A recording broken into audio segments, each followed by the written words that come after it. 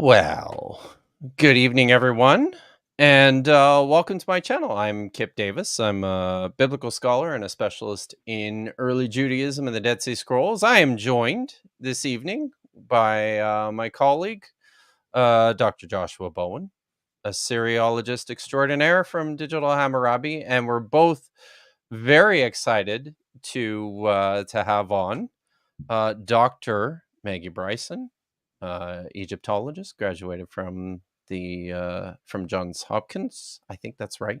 Right, Maggie? Very good. Awesome. So, hey guys, welcome. How's it going? Good. This is always a bit intimidating for me to have Maggie on any stream with me because, as I've probably said a number of times online, anytime I went in class with Maggie, it was always like, okay, if I can just keep up with her in class, I'll be doing well. I'm not going to be able to like, well, keep up if I can just not fall too far behind where she is, I'll be good. She's my pace marker. So Maggie is on top of her game. The pace. I don't ever recall seeing you sweat, Josh. I hit it super well. Wow. Well, thanks for coming and joining us this evening, Maggie. We thought it was certainly pertinent to have someone of your skill levels and expertise on to address the topic of the evening. Do you maybe want to just tell us a little bit about your background and your work and your areas of expertise? Sure. So, as you mentioned, I have a PhD in Near Eastern Studies from Johns Hopkins University, which I was awarded in 2018. And my focus, of course, was Egyptology. And specifically, the art history of the New Kingdom is how I would kind of peg my sort of first line expertise. But I also have degrees in history and art history. And so I tend to think of all of it as kind of serving the same goal. So I think of myself first and foremost as an historian. And so art history, archaeology, they're methodologies that you can bring to bear on reconstructing history, understanding the things that we want to know about the people of the past better. But basically, New Kingdom Egypt is my thing. But, Hopkins is such an interdisciplinary program that I also had the opportunity to study Syria-Palestine archaeology. I had the opportunity to study a little bit of Sumerian and Akkadian. I don't know. Were you and I ever in a Sumerian class, Josh? I don't know if I was, but she was incredible at Akkadian, which was, no surprise.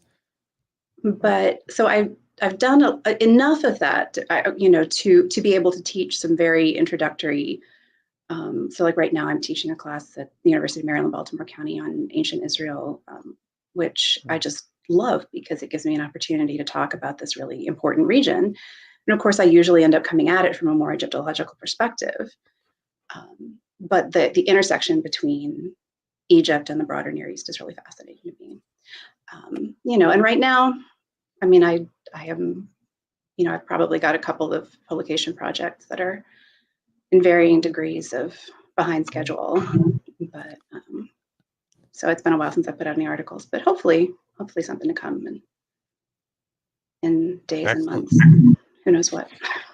Maggie, could I ask you to just talk for a brief second more about your sort of hone in on your archaeological training? Because you and I dug together at Syria, but before you got to Syria, you were in Egypt. So could you kind of talk about like your work with Betsy Bryan and well, maybe not that, but just a little bit about your archaeological training as well, because I think one of the things that people miss is when you talk about the interdisciplinary role that, or way that Hopkins taught. I mean, it really was. So you were one of the people that I always sort of look to as a jack of all trades and a master of New Kingdom Egyptology. So could you just talk about your archaeological, experience? Sure. The first time I ever participated in an archaeological excavation, I was an undergraduate, so it's been a long time, and that was in North America. I was in Georgia, actually. But in Egypt, so I went with um, Professor Bryan's team to the Moot Temple at Karnak. I guess it was 2010 was my first season there, and basically went back, every season with her, and we, the team was in Egypt for 6 weeks, a couple of months, a year, um, and there were a couple of years when we went twice. And I had the opportunity to work as just kind of a general square supervisor, right? So working with our archaeological technicians to document and help understand and interpret what they were uncovering. They were, so in Egypt, typically you'll have technicians who are actually the ones there with the trowel. And so working with them, I also worked with an osteologist, a specialist in human remains. So I had, so I've looked at architecture, pottery. I'd say ceramics is my weak spot, but architecture, pottery, small finds, and human remains. So in Egypt and in Syria. So just so that everybody understands, like that's pretty extensive archaeological experience for someone who is not formally like majored in archaeology. So yeah. Yeah, I would not call myself an archaeologist. I don't, I don't have a concession. I don't excavate every year. I'm not sort of, the theory of archaeology, the method is not something that I've studied extensively enough to call myself an archaeologist, but I have participated in archaeological digs for many years and in various capacities. And so, I was very fortunate to have that opportunity. Yeah, that's awesome. Oh, that's great. Yeah. And maybe before we start too, just for the clarification of our audience, can you tell us, you said that you specialized in New Kingdom Egypt. Mhm. Can you just give us a sense of what that is when we're talking about here? So Egypt's New Kingdom period is, sort of broadly speaking, the end of the Hyksos period, the beginning of the 18th dynasty through the 20th dynasty. So 1550 to 1100 BCE, thereabouts.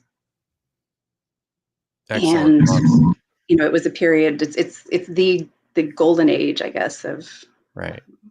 of Egypt. It's this is the era of, and we say everything from Tutankhamun, Thutmose III, who's Egypt's Napoleon. It's the era, the period when Egypt had the most extensive footprint in Canaan. So.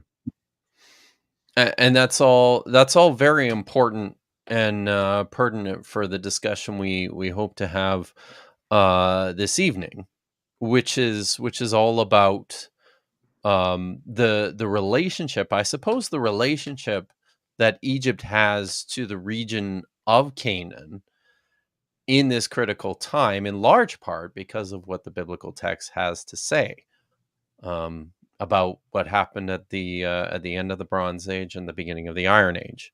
For those who may or may not be familiar, Josh and I did a video a couple months ago, and I think you might have even seen it, Maggie. With we did a video with our good friend Paula Gia, where we discussed the archaeological and the textual background of this critical period and what is presented in the biblical text with regards to this idea of there being an extensive conquest by the Israelites in the land of Canaan.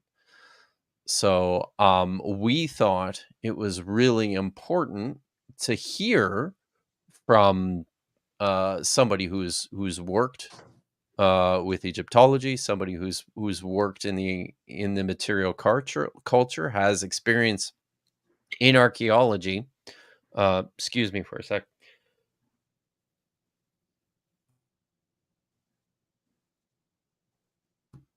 Sorry about that.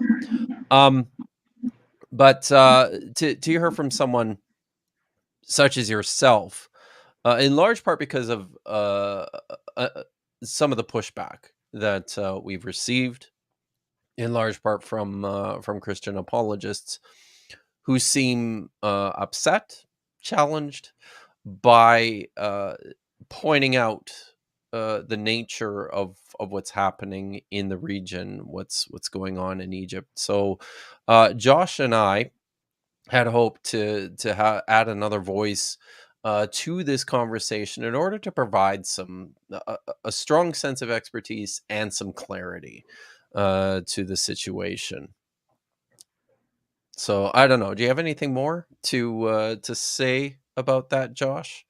No, I'm just, as always, very excited. It'll be great. I hope I don't disappoint. Impossible. I may be a I little do rusty, so we'll too. see how I do. So we'll see how this goes. I'm very excited about it. So here's what we're going to do for the audience. We've got some clips from a live stream, which I guess is not that recent anymore. It's from about a month and a half ago now. That was on inspiring. Sorry, Michael Jones's channel, Inspiring Philosophy. I'm sure Michael is very inspiring. A live stream on his channel responding to the work that Josh and I had done, and Michael had brought on an Egyptologist to discuss a lot of the issues that we brought up in our video. So naturally, there was a good deal of discussion in that stream about Egypt, about New Kingdom Egypt, about what was going on at the time of Ramses II. Especially. So what we're going to do is we're going to look at a couple of clips from this video. Josh and I have some questions for Maggie, and are hoping that that Maggie can provide some a stronger discussion than what we're able to provide as to a number of the issues concerning this topic. If you're keen to stick around for a bit, Maggie, and if people in the audience have questions, I'd encourage you guys to throw those into the chat. Of course, super chat for priority so that we see them, but I'll keep my eyes on those, and we'll try and get to a bunch of those as we go through here, and then in particular at the end. But if you guys are ready, I think we just jump right into the video. Let's do it. Yeah. Okay. I'm just going to add that to the stage. So we're going to start here with a conversation that Michael and David Falk are having about conservative scholarship. Well, oh, you know what? I mean, you do have conservative. Hold on a sec. Can everybody hear that? Yeah. It's good. All right. Okay. Scholars that have sort of pushed back against this. You also have maximalist scholars, and they're not the same necessarily as conservatives. There are people who are coming into the field now that are more maximalist in sort of terms of what are the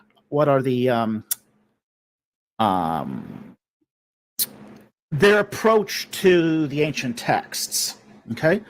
You also have a cadre of Egyptologists, and Moore talks about this in her book, where you've got this group of Egyptologists that are looking at the data from a different vantage point, from a different theoretical framework, and basically saying, yeah, there might be something to this whole Exodus and conquest thing. To that end, all right. I think just for starters, because Dr. Falk presents this as a situation of change, I suppose, within Egyptology and the study of ancient Egypt. This idea that that there's a shifting view of what's taking place with regards to the discussion of history in at the end of the Bronze Age, and in particular with regards to Egypt's controlling Canaan. I guess at the outset, I wondered, Maggie, if you first of all, if you thought that this was an accurate characterization of the field as it stands right now, and if you have anything else to say about that. I'm really interested to. I would be interested to hear what he has, what he means by a new or different methodological perspectives. Because if I'm understanding him right, what he's saying is that recent years have seen a turn in Egyptology toward treating the Exodus, toward treating the events of the Hebrew Bible more broadly as historical, and to see Egyptology as a source of information that can shed light on the Hebrew Bible as a kind of work of history, fill in details, anchor it in time. And I'm not quite sure how that's new in a sense, because at least as long as people have been doing archaeology in the Middle East, there have been people who have been interested in Egypt because of its connections to the Bible, the Hebrew Bible and the New Testament both.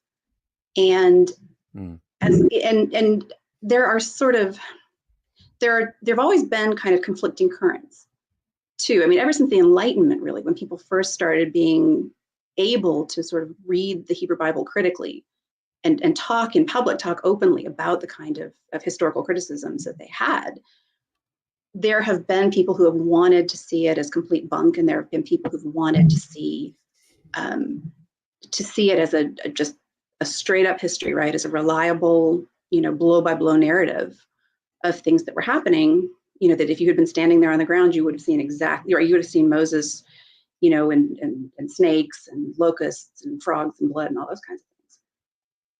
So I don't know, and again, like there was a time, in the middle of the 20th century even, where the Hebrew Bible and Egyptian archaeology, and to some extent Mesopotamian and Syria Palestine archaeology is, it's all we had. There wasn't a lot of, there were a lot of holes in sort of the material record that could have backed up the Hebrew Bible. And over time, we've found things that do sort of shore up some of the things about the narratives in the Hebrew Bible. I mean, even, in the middle of the 20th century, right, there was no archaeological evidence. There's no evidence outside the Hebrew Bible, really, and accounts from Hellenistic historians. There was such a person as King David, right? And there were people who thought of King David as a myth, who took sort of the opportunity to say King David is a pure myth. And, with the discovery of the Tel Dan stela in the 90s, suddenly we have evidence that people, just a couple hundred years after, even less than David is supposed to have lived, were talking about a house of David in Judah. So, and you also have in Egyptology, so, the first person you always think of for this is Jan Assmann, who looked to the relationship between Egypt and Canaan as a source for at least the religious beliefs that grew into Israelite religion and Judaism. Because Akhenaten, I'm sure you guys know, most of your viewers probably do too, is the pharaoh who restricted Egyptian religion, who consolidated Egyptian religion into the worship effectively of one God, the sun god. And so, and again, some of the themes of Amarna literature and Amarna religious, so like the Great Hymn to the Aten famously is sort of reflected in the Psalms. So there's that, but again, that's been going on for decades. There do seem to be, and Falk is one of these who there are some, and again, I'm trying to think, there are young historians, young Egyptologists, I guess, who are following in the footsteps of people either like Assmann, who want to talk about it from the perspective of cultural memory and the evolution of religions, and I use the word evolution loosely, but the development of religious thought, or who want to follow in the footsteps of people like Kitchen and Hofmeyr and Bitak and folks like that, who have looked for real evidence, right, real connections, like real signs that the Exodus narrative in particular reflects a real history, and that you can see in Egyptian archaeology the things that it is talking about. But again, I don't see how that's new, and I'm not aware of it. It isn't. I'm not aware of any like front of young scholars kind of flooding the field with this sort of revolutionary approach to it. It just seems to me like it's, there are people who want to follow in the footsteps of scholars who are interested in the biblical narrative and are looking for evidence for it in Egyptian archaeology. Of course, right. So this isn't something especially new. This is just a continuation of the way things have been for a long time. If I'm hearing you correctly, do you have any idea what he's talking about here when he mentions a cadre of Egyptologists? He makes mention of a book by Moore, who talks about this cadre of Egyptologists looking at the data from a different vantage point and drawing conclusions about the historicity of the Exodus and the conquest. Do you have any idea what that's about? I really am not sure. You might be able to clue me in. I know there was a volume not too many years ago that kind of gathered together, so Hoffmeyer and a couple of other people with some, sort of newer, sort of earlier career scholars to explore some of the connections between Egyptology and the Hebrew Bible narrative. But I honestly don't, to be perfectly honest. This is just not something that rings any bells with me. Okay. I can see there. Oh, go ahead. No. There's not like a roving pack of young Egyptologists at the conferences that are, taking the halls by storm. It's okay. Nothing like that. Nothing like that. That we know of.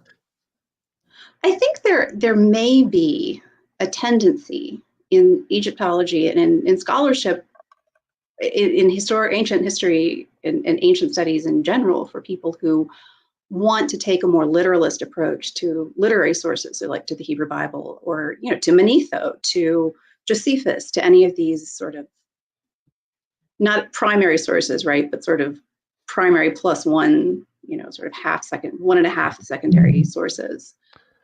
And there you can kind of see that, you could call yourself conservative or apologetic or something like that.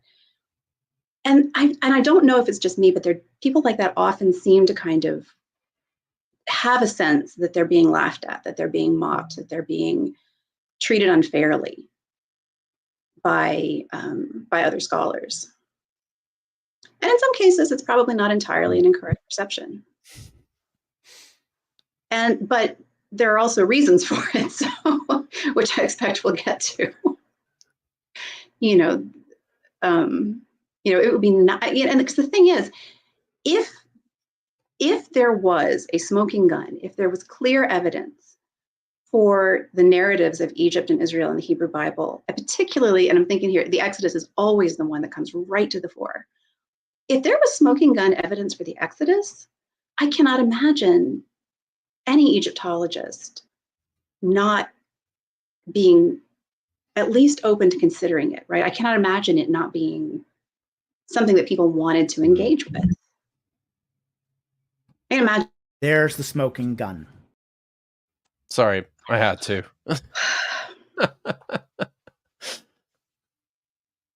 That ain't smoke. Kip, I think that's the to cock you fallacy. So, yeah, most likely. So, yeah. So I think sorry, I feel like I interrupted you, and I thought you were finishing a point there, and I interrupted you with my very silly joke. Well, that's the thing. Like, I don't know, the smoking gun issue. I mean, why don't we talk about it? Why don't we talk about the smoking gun? I mean, what is the smoking gun he's talking about? What is it? I believe in that particular clip, it's I mean, he draws a lot of his information from features in the biblical text, like Egyptian loanwords and Egyptian names, and things of that nature. Some sketchy, loose correspondences between a handful of sites in the Levant that seem like they could potentially align with elements of the conquest narrative, but it's not the smokiest of guns. I mean, even the Egyptian loanwords, right? Like again, the study of Semitic loanwords in Egyptian and vice versa is an old one, right? Hoke, who wrote the book, the textbook I learned Middle Egyptian from, wrote extensively about Semitic loanwords in Egyptian, and that was, again, middle of the 20th century. It was decades ago. It's and to date, as far as I know, no one has ever every single time. And this, I think, and this is something that I think really gets to the beauty of the biblical text. Every time you think you have a smoking gun, somebody else is going to pull out a different smoking gun, and you're going to be standing there, like you're at the OK Corral, and each of you is going to have a smoking gun, but you're going to be on opposite ends of the corral, right? Like, again, I'm shooting blanks. But everybody's shooting blanks. Exactly. We're all just shooting blanks because our sources are all so light. They're all so badly affected by editorial and redactional layering. It makes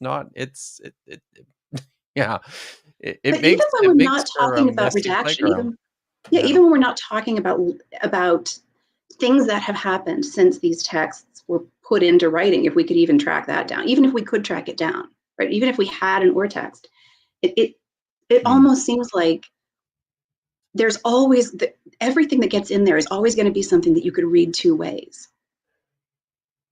right? Right. Yeah. It's like walking into a hall of mirrors and you wonder if that's deliberate. It's like so for instance, right?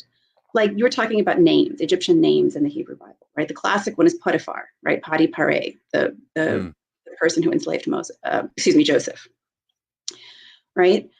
Padi Pare, that's a perfectly good Egyptian name, but it's not it's a perfectly good name if you're in Egypt in the 19th dynasty and onward, right? Like as far as I know, the earliest that's going to appear is the reign of Seti I. And that would seem to be a smoking gun that the biblical narrative is made up. It's invented after the fact if you're a biblical literalist, because if you're a biblical literalist, you might make the case that, well, the Exodus took place in 1450 BCE, right? Much earlier in the 18th dynasty. So before there's any attestation of names of that type, the Padi, the god, the one whom such and such a god has given.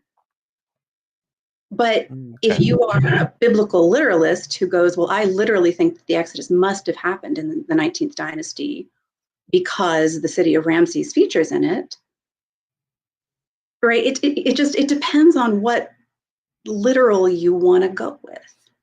You've got a smoking gun one way or the other, right? The same gun, same smoke, two completely different points that you're trying to make with it. Well, maybe that's a good segue into the second question. So in the video that we did, I quoted from Nava Panitz Cohen, who is an archaeologist, works in the Levant. And here was the quote: "The end of the Amarna interlude was followed by a much tightened control of Canaan by the rulers of the 19th dynasty, covering all of the 13th century B.C.E. This phase, Late Bronze 2b, began with the military campaigns of Seti I, 1295, and was dominated by the long-lived Ramses II, 1279 to 1212. So to that, and I guess you got the clip ready to go, this was Falk's response. Oh, yeah. Let me just established at strategic locations. The dominance of Ramses II's control over the Levant is wildly overstated. It's wildly overstated. The fact is that Ramses II reigned 66 years. His last campaign was in his 18th regnal year. It also misrepresents what the function of those garrison towns were. Those garrison towns weren't there to beat down the locals. Most of them were fairly small, between 250 and 1,000 people. Now, half of that cohort would be military people, and half of that again would be chariots. So in some garrison towns, you had as few as 50 chariots. That's not enough to control a region.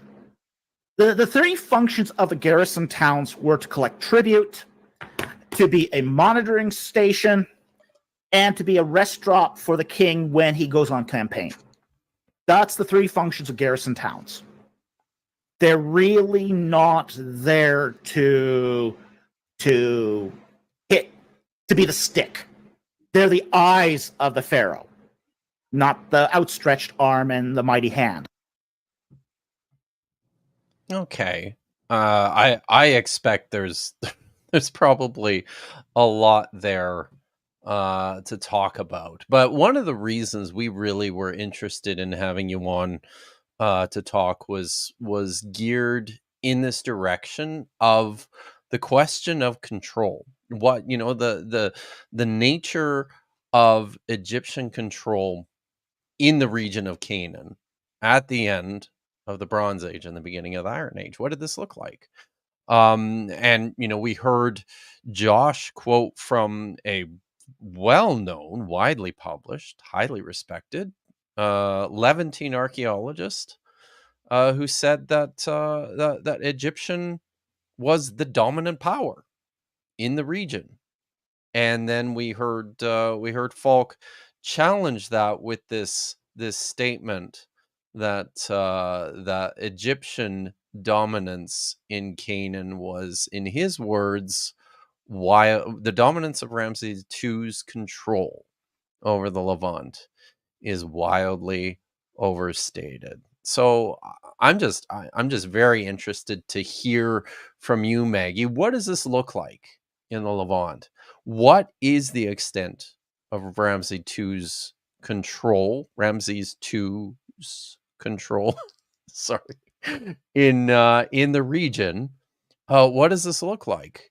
And then maybe you could say some things too about his description of the garrison towns, their functions, and how this factored into the Egyptian presence in the Levant. Set us straight, Maggie. Yes, please. Set us straight. Well, so I'm going to start by saying that Falk is not wrong to question this sort of blanket statement that Egypt has an iron grip on Canaan throughout the Bronze Age, the late Bronze Age. And, because again, the late Bronze Age is the period when the Egyptians have put permanent military installations, or at least semi-permanent, right? So they put long-term military installations in Canaan. And so the idea, right, what pops into your mind, right? What does it really mean to control an area? What does that look like on the ground? I think, so to say that, well, for starters, you give me 50 chariots and I'll do a lot of damage, particularly if my neighbors don't have them. But leaving that aside, right, I actually, in fairness to the viewers, right, Kip, you gave me this question ahead of time so that I could put together some visuals so that we could look at it. Because I think the only way to think about Egyptian control on the ground in Canaan is to look at a picture. And if you could put up the slides I sent you, I can show you a map that I just grabbed out of a book by Ellen Morris. And this is an old book. It came out in 2005. But I think most of the information in it is still pretty good. And what you're looking at there on the right, and this is, wall of text, sorry guys. What you're looking at here on the right is a map of Canaan with markers where we think the Egyptians had these garrison towns, right? These installations where there were Egyptians living and working for long, over the course of years and decades. And as you can see, they sort of are clustered in the south and closer to the coast. So on the coast and in the foothills, the sort of lowlands of the mountains. But if you look at the scale in the lower right-hand corner there, we're not talking about a huge area of land. We're talking, that scale, the whole scale bar is 40 kilometers. That's about a day's walk in even terrain, maybe a couple days in the mountains if you're, but if you know the terrain well, I don't you're think I in could good do it shape. anymore. But I'd be hard pressed to do it. But I think that somebody who was a professional runner, a messenger, yeah. who knew the terrain well and who did this kind of thing regularly probably could cover, the distance between even one of those lowland garrison towns and one of the ones higher up in the hills in a fairly short amount of time. So if you are positioning your people no more than a day's walk from one another, what you are positioning them to do is communicate. Because what is it, Falk was saying, right, the only reason they have these garrison towns is because they want to collect tribute. Well, what could possibly be more important than collecting your money? I mean, when people owe money, right, what is the basis for so many movies, right, that involve people going to great lengths to avoid the guys with lead pipes and machine guns that are coming for their money? So the Egyptians, if they wanted tribute, had a really good reason to do everything they could to keep an eye on things. And Falk points out, he said, this is not the arm of the Egyptian state, it's the eyes of the Egyptian state. But to me, that's a bit of a false dichotomy, right? Because if these garrison towns are here, if you have anywhere from a few dozen to a couple hundred Egyptians, and those Egyptians are better armed, they're well organized, they're positioned, they do have, some chariotry, they're positioned to move around and just keep an eye on things, right? They're also in a position to take captives. They're in a position to put people in prison, right? The Egyptians had jails. They're in a position to punish people with, various forms of corporal punishment, right? So that, you can keep people afraid. You can keep people in line in a lot of different ways. You don't have to be marching through up and down the streets of their village, with an AK-47 on your shoulder at all times. You don't have to tell them when to wake up, tell them when to go to sleep, to be a big presence in people's lives and to exert, some kind of control or influence. And not all of these garrison towns were active at every point throughout, the 19th dynasty. There are times when they'll have sort of gaps in, apparently gaps in the presence of the Egyptians there. Sometimes they might be attacked. It wasn't always a friendly relationship. And the Egyptians, again, perfect control, almost certainly not. Right? We don't want to think of it as a perfectly smooth machine. But if you think about this, and again, we're thinking of them as military garrisons, right? It might even be more apropos to think of them as police stations, right? To think about this as a city where there's a lot of potential for unrest, but where you have put a police station every few blocks. People are going to try to get away with things, and they're going to get away with a lot. I live in Baltimore. There's a police station a block from my house and people still get away with stuff. But I also know that the police are there. I pay my taxes. And if something happens, those police officers, most of the time, God bless them, will go out and try to do something about it. So, and it's one of those things where I don't think it is good to overstate the directness and the intensity of Egyptian control of Canaan at any point in the New Kingdom period in the late Bronze Age. And there's certainly places where it seems to have really waned. So like the Amarna period, Egyptian vassals are saying, we need help, send us people, send us troops, because there are raiders attacking our cities. They're taking our people away from us. They're stealing our stuff. They're undermining our authority as the leaders of these Canaanite cities. And they're asking the Egyptians for help. And the Egyptians are apparently, if we are to believe the rhetoric of their Canaanite vassals, not providing. But I think that the very fact that there's that, abundant correspondence from that short period indicates there's a lot of back and forth. There's a lot of communication, if nothing else. And so the Egyptians are definitely there, and they are definitely trying to protect their interests in the region. Can I ask a question about that? Because I wonder if this question that, or the statement that we made, the quote that we read by Ponitz Cohen, was maybe Michael and David went a different direction than maybe it was intended. So I think the reason that this comes up so frequently, and if you read any of Lester Graby's work, for example, like this is just something that he just sort of brings up. He's one of, 1,000 hyperbolic that do this, right? The problem with seeing a conquest of any significance taking place, some type of a big movement in to Canaan during the New Kingdom, is what you're talking about here. The fact that there is an Egyptian presence and there is communication. I think it's brought up, like it's strange that we know nothing of a massive influx of conquering Israelites, if there is, during the 13th century. Forget control, just presence and communication. What do you think about that? I will say that, the Amarna letters are kind of a unicum. We don't have reams of communication about conditions in Canaan throughout most of the late Bronze Age, from the Egyptian side, certainly. And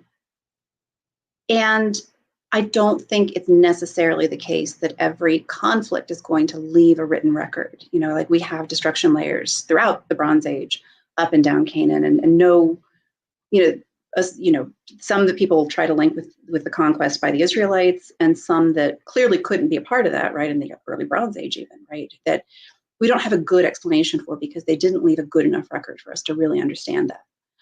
So I wouldn't, and again, I agree with you in the sense that it would be surprising if, but again, we have to think about what Exodus are we talking about, right? Because what you're describing to me is a large influx of people. How many, and Josh, you know this better than I do, right? How many people are supposed to have left Egypt in the Exodus? It depends on how one interprets the text, right? So I think if you're taking the numbers in places like Exodus 12:37 seriously, the 600,000, and you're not trying to, read that as a different meaning of the Hebrew word thousand, for like a military unit or a clan, or if you're not trying to see these numbers as somehow symbolic or whatever, if you take those numbers seriously, even sort of seriously, like they're representative of a large number, that number is 600,000 fighting men. And It's an what's the enormous overall number. population of Egypt in this period? Yeah. Something Right. like a couple million people. Yeah. Again, Like very 3 difficult million, I to think so. estimate. Yeah.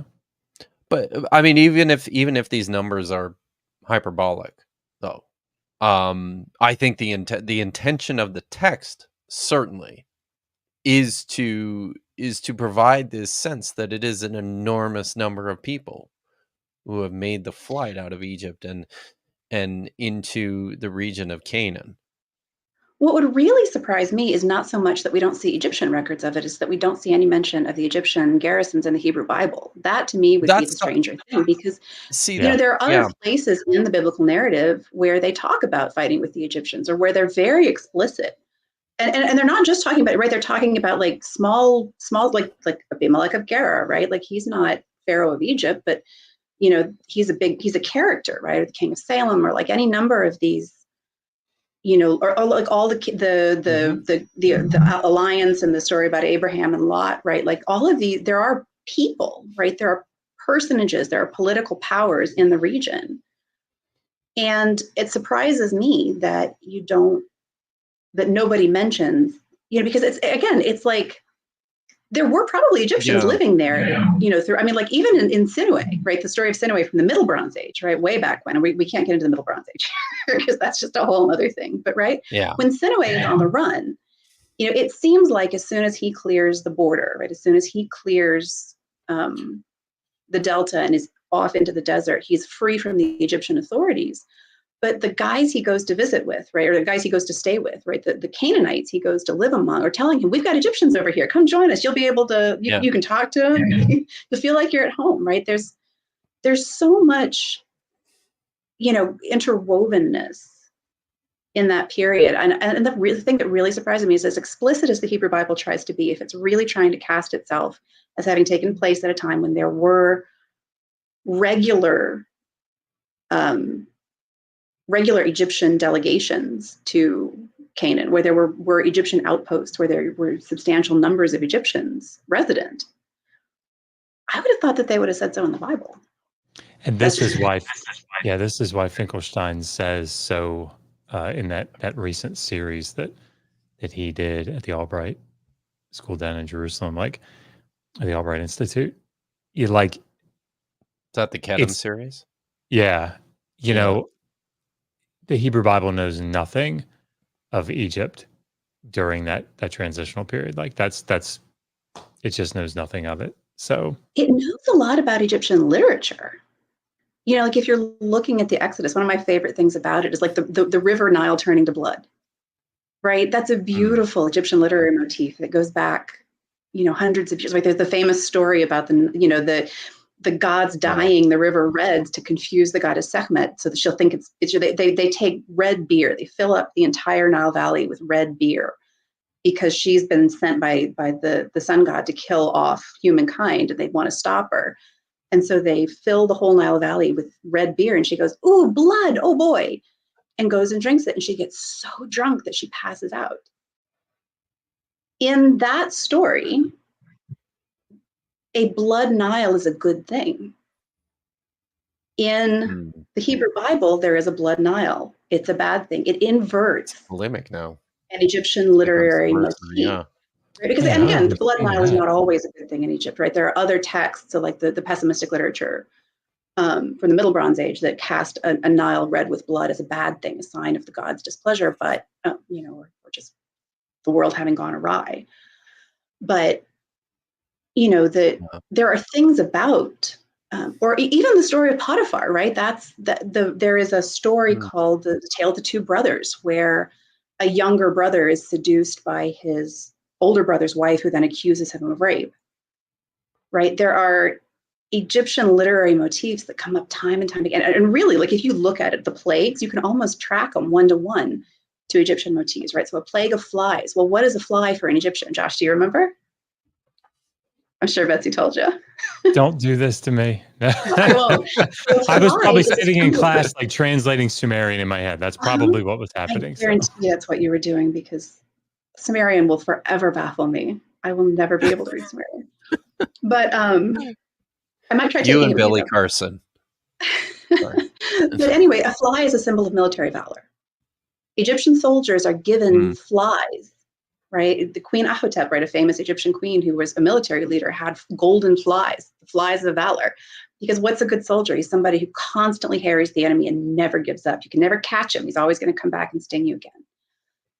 There's a plague of flies, right? The Egyptians are, frogs, the plague of frogs, right? What happens every year when the Nile floods? Frogs, lizards, snakes, all sorts of creepy crawlies get stirred up. But that's also the whole reason that Egypt is so bountiful, it's so fertile, is that the Nile floods and these things come up out of the earth. In fact, there is an Egyptian creation myth that involves the creepy crawlies kind of coming up out of that dark, wet darkness. So those Exodus, the plagues there is a way that you can look at them as inversions or sportive treatments of Egyptian literary motifs.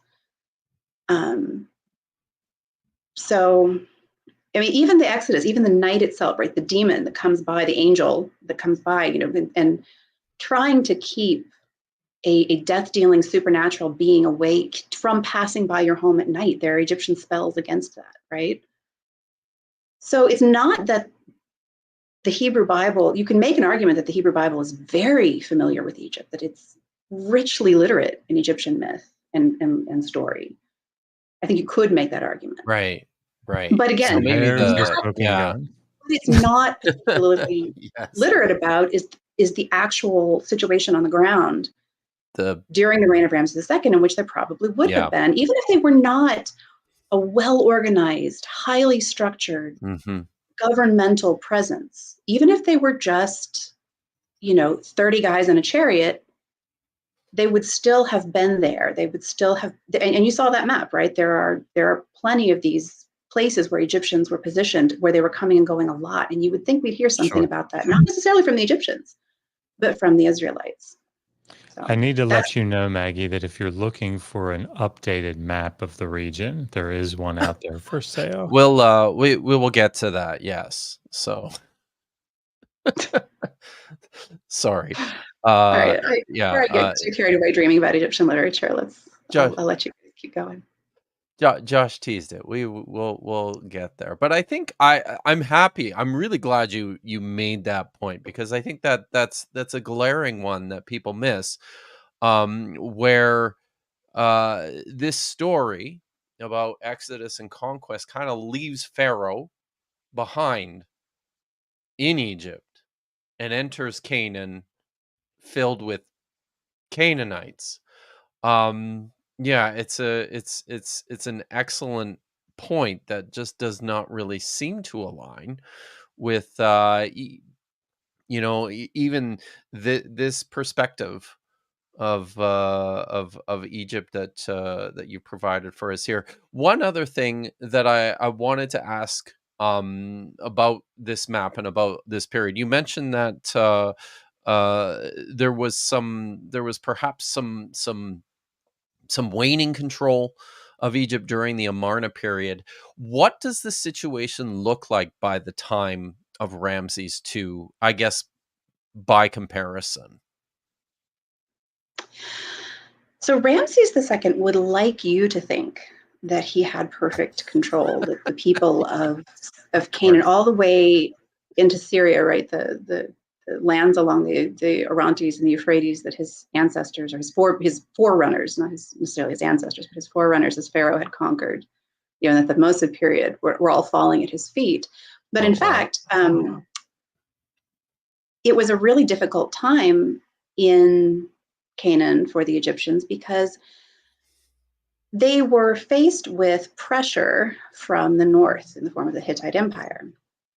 And, tribute is one thing, right? Collecting taxes, getting protection money from your Canaanite vassals is one thing. But I think something that Falk didn't bring up, but that I think is also important, is that having contact with and a presence in the city-states of Canaan gave the Egyptians insight into what the Hittites were doing, because the Hittites are competitors for trade along the Mediterranean coast.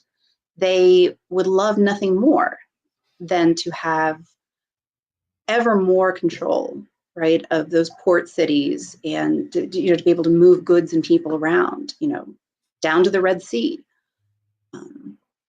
to reach Africa, Arabia, right? Like, there's a lot of reasons why the Hittites would have wanted good control of the Canaanite coast and hill country even as well. And in the reign of Ramses II, the Hittites are trying to push south, and the Egyptians are trying to keep them to the north. And so having garrisons, having a presence in Canaan was important to Ramses II for strategic, right, bigger geopolitical strategic reasons than just collecting taxes or tribute, I think. But it didn't work out necessarily the way he wanted it to, in the sense that, like, he got his tail handed to him at Kadesh, right? In Ramses II's year 5, he loses effectively a major battle at Kadesh, on the map, right? So you can sort of see Kadesh as like the border between the Egyptian and the Hittite sphere of influence. Right? Calling it an empire is again, it depends on how you want to think about control, what you want to think about just day-to-day control looking like. Is it, like I said, is it literally a guy with a Kalashnikov on the corner of your street, or is it, is it more an awareness of the potential consequences of doing certain things or not doing certain things? See, this is the big thing that I think it's important to point out, just more generally, right? If you think about the Assyrians, particularly in the New Assyrian Empire, you think about when they're marching out to the west, or when they're trying to keep control of Babylonia in the south. There's a wide range in which one, polity could try to keep varying forms of control and influence on another. So, annual or biannual campaigns out in the region just to march near you. Like, we're still here. Just But don't get also out of you have, line. right, but even if you don't have the resources to do that, and Ramses II is starting to feel pressure on other fronts, right, from Libya, from Sea Peoples in the Mediterranean, right, the groups that become the Sea Peoples that eventually kind of come into Egypt in a big wave under Ramses III. There are things, there are pressures on him at home that I suspect might have really lessened the amount of resources he was able to bring to bear on controlling Canaan. And after Kadesh in year 5, the writing is probably on the wall that those big, like you said, Josh, taking a big army and marching it through to really show that power may become less and less feasible. And that's the point where softer forms of control, are helpful, right? Like you have these, like even the Battle of Kadesh, right? There are people coming, going, and spying and trying to favor the Egyptian side or favor these are Canaanites, right? Bedouin trying to influence the balance of power in one way or another. And, if you live, there are Egyptians living in your area, you're communicated with them, you know them, you have good relationships with them, and you associate them with stability, even if that, the funding to do these big military marches is waning, that's another type of imperial presence, imperial control. America, controls a lot of the world because people like the stuff we have, right? Arguably. And again, that's a desperate oversimplification. I should not have said that because now I'm going to be like second guessing myself on like B subject to all kinds of. But what I'm saying is that right there are kinds of soft or cultural ways that you can exert yourself in a region. But in this particular case, I would say that Ramses II probably faced issues controlling at least the northern part of Canaan effectively. And certainly, I would think he felt like he probably couldn't maintain a substantial military presence in the northern end of that Canaanite region because, as I said, the Hittites beat him at Kadesh. He tried to present it as this huge victory, right? And it's a major talking point. Like the Battle of Kadesh is plastered all over Egyptian temples, but the upshot is that he lost everywhere. And I think Falk actually mentioned that Ramses II stops campaigning in Syria, Palestine in year 18. But Yes. flip slides, what happens around that time? You guys remember? I wonder if any of your viewers remember. What happens around year 18, 20 of Ramses II? Next slide. You stumped me. Oh, the next slide? You have to show us because you can't I'm not picking it up. I forget who's driving slides here. Right? It's the Treaty of Kadesh. Oh, the Egyptians make peace with the Hittites in year 21. Yes. So you wouldn't necessarily expect Ramses II to be campaigning extensively, right? Because what would he be campaigning to do? Why would you be marching big armies through Canaan in a show of force to an empire that you just went to all this trouble to negotiate a peace treaty with? Yeah.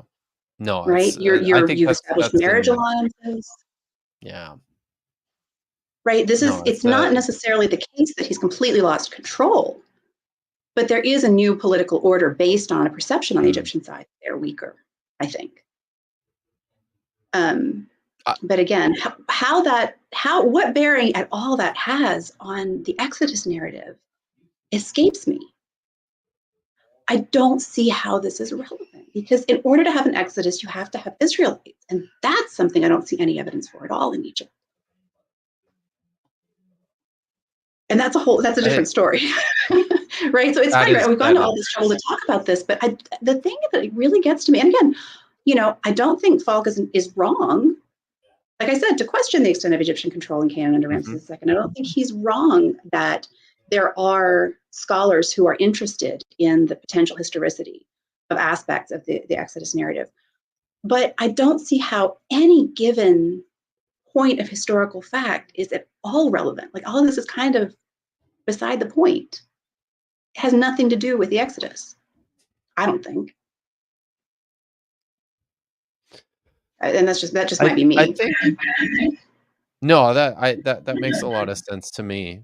But I think we've got a few super chats and some questions coming in. I'll get to those in a little bit, but I think this is a good point to maybe move on to some of Falk's next talking points, which are about um, Ramses' campaigns and the battle of Kadesh. So it doesn't seem like Egypt, and we've talked about this before, had like this super strong empire in Canaan. And the Hittites are also pushing them further south through this period. It's not like they had control of all of Canaan throughout the 13th century. Is that correct? Can you pause That it is for just correct. a second? In fact, Yes, sir. I just, who's arguing that? Like who has made this argument that they had this super strong control? The point of Ponetz Cohen's quote was that there was a heightening of control, right? Mhm. It wasn't that there was this like blanketing, or there's that, as Maggie was saying, there's like somebody on every street corner or something. So I feel like this is a little bit of a straw man to say. Yeah, go ahead, please. Not if you read sort of like introductory textbooks, right? Because if you are trying to zoom out on a couple centuries of Egyptian history, if you read like on Wikipedia, right, Egyptian Empire, New Kingdom, Late Bronze Age, 1550 to 1000 BCE, Egypt has an empire in the Levant. That's what you might understand from that. It's when you zoom in on these kind of more, you kind of get more granularity that you can start. So like over the course of a decade, right? Like one of those Egyptian garrisons might be staffed in the reign of Ramses II, not in the reign of Ramses or the reign of Merneptah, and then staffed again later or restaffed in the 20th dynasty. Like that level of granularity is something that people don't get from reading introductory textbooks. And so I can see where somebody might get that idea. Sure. And maybe, and if that's what's going on here, that's great. Like if they're responding to general like introductory conceptions of Egypt during this period, awesome. Hey, like that's the thing is, in the context, it seemed like they were responding to presenting a position that like we were arguing for, and I don't see that. And I think too, with this idea that the Hittites are pushing farther south, I think people have the impression, pushing farther south into like the Judean highlands, which to my way of thinking, the Hittites are when the Hittites are pushing farther south, correct me if I'm wrong, but this is kind of like into the Amudu region surrounding Kadesh and Byblos, and maybe as far as Tyre, but that's still quite a ways north of the of the region that eventually becomes properly Israel and Judah. Very much so. I mean, we're talking essentially about Phoenicia and areas inland of the Phoenician coast. This is modern day Lebanon. Can we put the map back up just so that the audience can kind of get an idea? For sure. I think this is an important point. Yeah. Can you put that back up for me, Maggie? Can y'all see that? Let me see if I can share it. You need to share it again. Stop sharing. All right, let me give this a try here. But yeah, I mean, we're talking about Lebanon effectively. Let me show. And again, I just grabbed this map off the internet, but I think it's from the University of Memphis, and I'm there it is. Sorry, I had I had switched some things around here. Yeah. So just to give people go ahead. And you're not finding Hittite material culture. You're not finding Hittite tablets, in modern day Israel. What you're finding, there's abundant material culture evidence of Egyptian interaction, if not control, whereas the Hittite sphere of influence is in modern day Lebanon and not south of it in this period. And Kadesh basically puts that border right on the Orontes River, or at the sort of, Yeah, exactly. right around the latitude of Beirut. So just to give people a sense here, like this is still quite far north. The city of Tyre is on the northern edge of Mhm. like the kingdom of Omri of Israel there. So you're not even getting nowhere close to any of the sites really that are even mentioned in Joshua's northern campaign of the conquest. So like this is not as I look at this, you tend to think if this is like a heat map, Egyptian control does tend to get stronger the farther south you go. And most all of the military activity that's mentioned in the book of Joshua and that's envisioned, the region that's envisioned for the idealized United Kingdom of Israel, this is predominantly quite a ways farther south. So I'm gonna continue playing this. Sorry.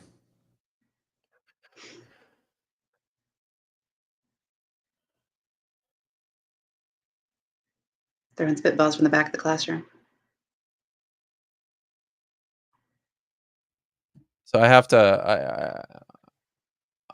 to raise a question here, just because this is something that piqued my interest Oh, after Kip, hearing it a couple of times. I Yeah. don't think you Oh, shared the. did we not Yeah, Oh, god damn it. that's I why you were always sitting there do this. quietly It's because just you were watching the yes. video. You were just I was enjoying your watching own the video video. all by I yourself. was. Okay. Sorry guys. I gotta share the video that I just enjoyed in the privacy of my own earbuds. Losing it by the 5th year of Ramses II. Okay. Let me Right. just back up a little bit Century. more. Is that Oh, no. correct? That is correct. In fact, they start losing it by the 5th year of Ramses II. Ramses II, in his Kaddish inscriptions, already notes that the Philistines, the sea peoples, are coming into the coastal plain. Mm-hmm. So y'all heard that time, right? So okay, but this is something that that I didn't key in on until after seeing it a couple of times. But this mention of the sea people coming into the coastal plain by the time of the Battle of Kadesh, and something that is actually mentioned by Ramses II on the Kaddish inscription. I'm unsure where this comes from. I mean, I've read the Kaddish inscription before, and I'm unclear about this mention of incursions of the sea people. Give me 1 second. I should be able to. It is slipping my mind right now, but I know what he's talking about. Do you guys have something you can chat about for a second while I go flip through my? Yeah, I mean, I know because I know there is. Go ahead. I was just going to say, like, Kip and I, messaged back and forth a little bit about this, and I pulled my trusty old 2-volume Lichtime out and read through a better portion of the inscription, and like the Luca are mentioned a number of times, which of course is a group of the sea peoples. Mm-hmm. But yeah, I was curious. But even then, what is like I think Ramses mentions a number of people groups that are coming into the region with the Hittites, right? Yeah, that's right. And I don't like I as far as I can tell, this is all pretty far north.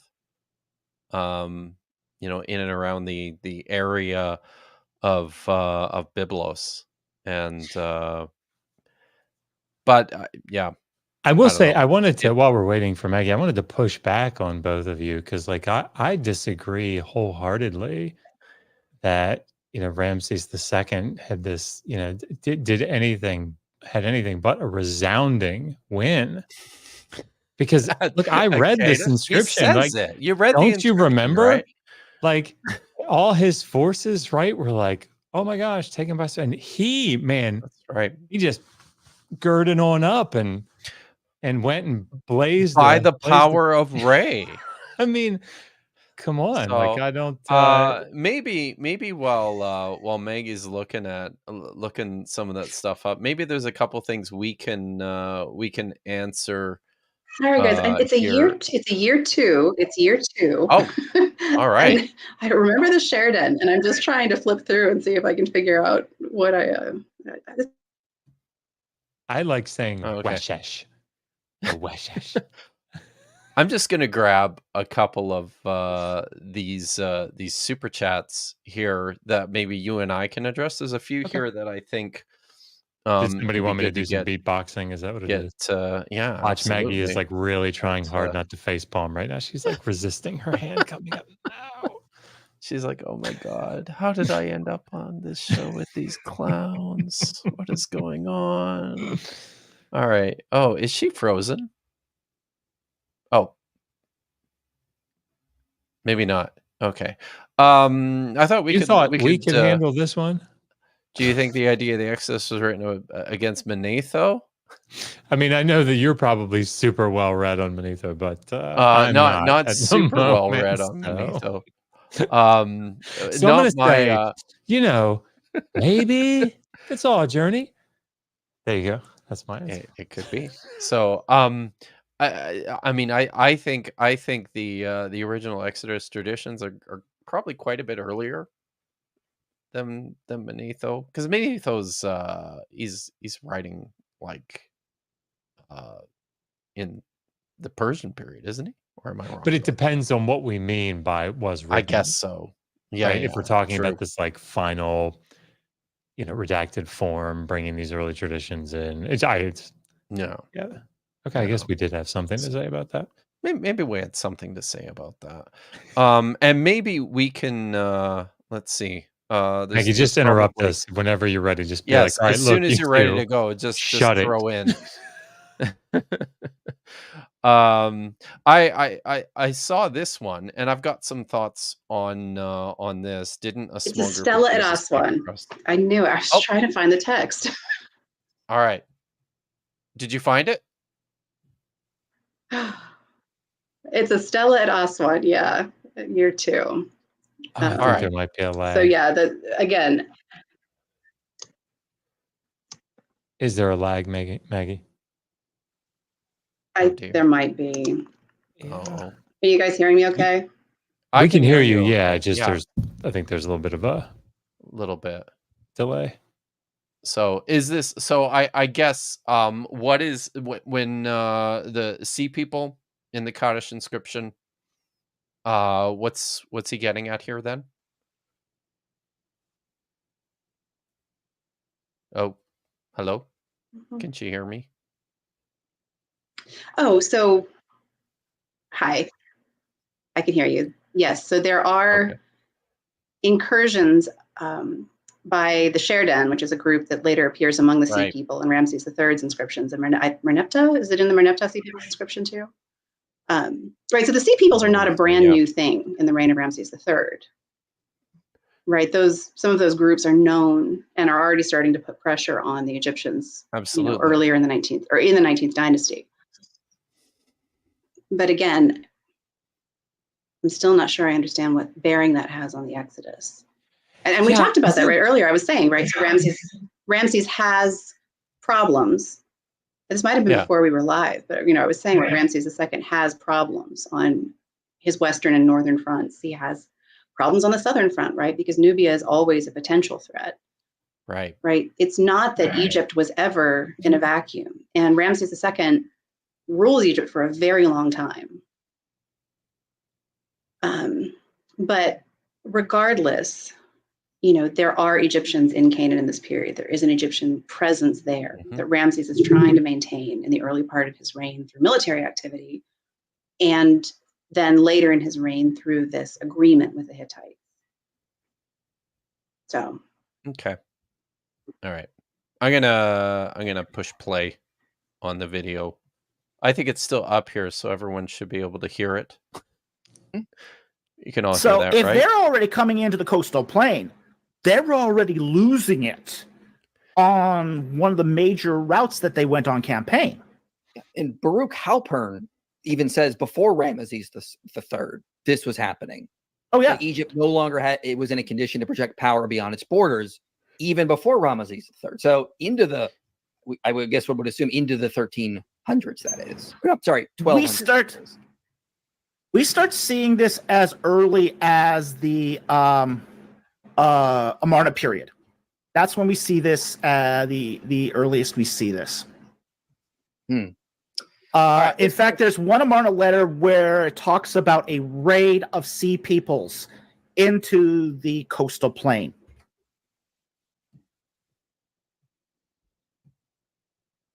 All right. No, I better not push that button. I'll just pull that off. Yeah.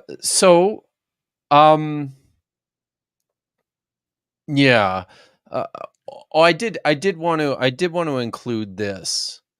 And I think we already talked a little bit about the Ramesside period more generally, and we've talked a little bit about what the rule of Rameses II looked like in Egypt. I'm curious about some of this, the statements by the way Michael is characterizing this based on some of the things written by Baruch Halpern. This claim of diminishing control before Ramses III, is this like an accurate read on the situation? Because I think it's Merneptah who's after Ramses II, right? And then Ramses III who follows Merneptah. no, there's a kind of a few difficult years after Merneptah before you get to Right. Ramses III. Yes. So you have this period when there's a kind of there are a couple of different contests for the Egyptian throne. So Ramses so Merneptah is followed by Seti II and Amenmosa in some order, right? It's not clear 100%. Right now, the thought is that Seti II succeeds Merneptah, and then Amenmosa tries to take the throne from Seti II and is unsuccessful. And then you have the Siptah Tausret sort of interlude, right, where there's the young king Siptah, Queen Mother Tausret, who ends up, after Siptah dies, ruling for a couple of years in her own right, is followed by Sethnacht, who's the father of Ramses III. So it's a matter of of some years before we get to Ramses III. But yeah, I mean, the sea peoples are not something that happens all at once. The Mycenaean Empire starts to collapse, in the 13th century BCE. And aren't the sea peoples in the Amarna letters the Denyen? Isn't that the Danaoi, the Greeks? See, this is like this is sort of what I'm struggling with when I hear these sort of chronological markers that they're going through, like the earliest that we see this. What is that meant to indicate? So we see it in the Amarna period. Therefore, from that point on, there's continuous pressure. Like that's the way that sort of comes across to me. And this again, I think we'll talk about this at some point. But this is sort of,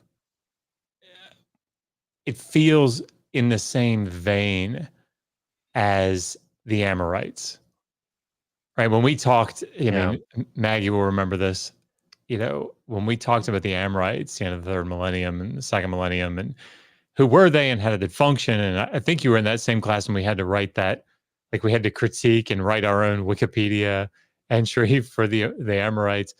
Like, all of that stuff, Jebel Bishri and all, like it was like this continuous.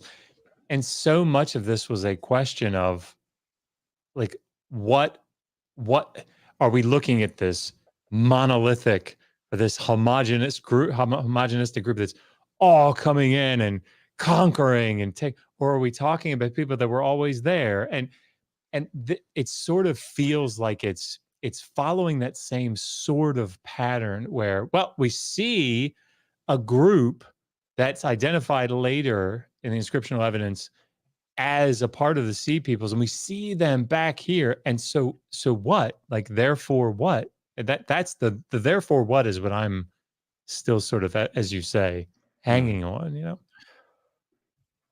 I struggle with that too, especially because I don't think anybody puts the lifetime of Abraham in the late Bronze Age, according to the book of chronology. And he supposedly interacted with Philistines, who are sea peoples. They're the Palisat, right?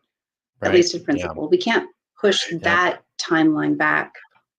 We can't make that work. So why do you want? So if I'm understanding correctly, the line of reasoning is the sea peoples are exerting pressure on Egypt already in the reign of Ramses II, which means, right, the footprint of Egypt in the Levant is becoming, if not smaller, then shallower. Right, the Egyptians are not; they don't have as heavy, as abundant a presence in Canaan, and the extent of their territorial control is lessened. All of that, I think, is probably true. You know, I don't think, you know, in fairness, I think that's a perfectly reasonable thing to understand. But Josh, your point about the so what, I think, is really the key one. I don't know what that tells us about Israelites. Because for starters, we still have to sort out what Exodus we're talking. This is something I keep coming back to. Listening to these questions that you guys are asking, listening to these things that we're talking about, like, historiographically, if we are going to talk about the historicity of anything, we have to agree first on the parameters we want to use for that discussion. We have to talk about what premises we want to test against what evidence, right? And I'm not, the thing to do responsibly would be to start by saying, here is how I understand the Exodus.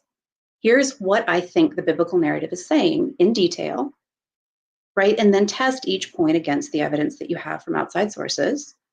And then go back to it and say, okay, well, here's what we could change depending on what results we get. And that's not what I'm hearing. It's very scattershot. It sounds to me just like, you know, kind of like throwing darts to see what sticks. Is that an unfair impression on my part? No, I think you're probably right about that. I mean, they certainly do have, certainly Falk does, and I think Michael does as well, but I think it's been heavily influenced by David. I think so. Like a systematic-ish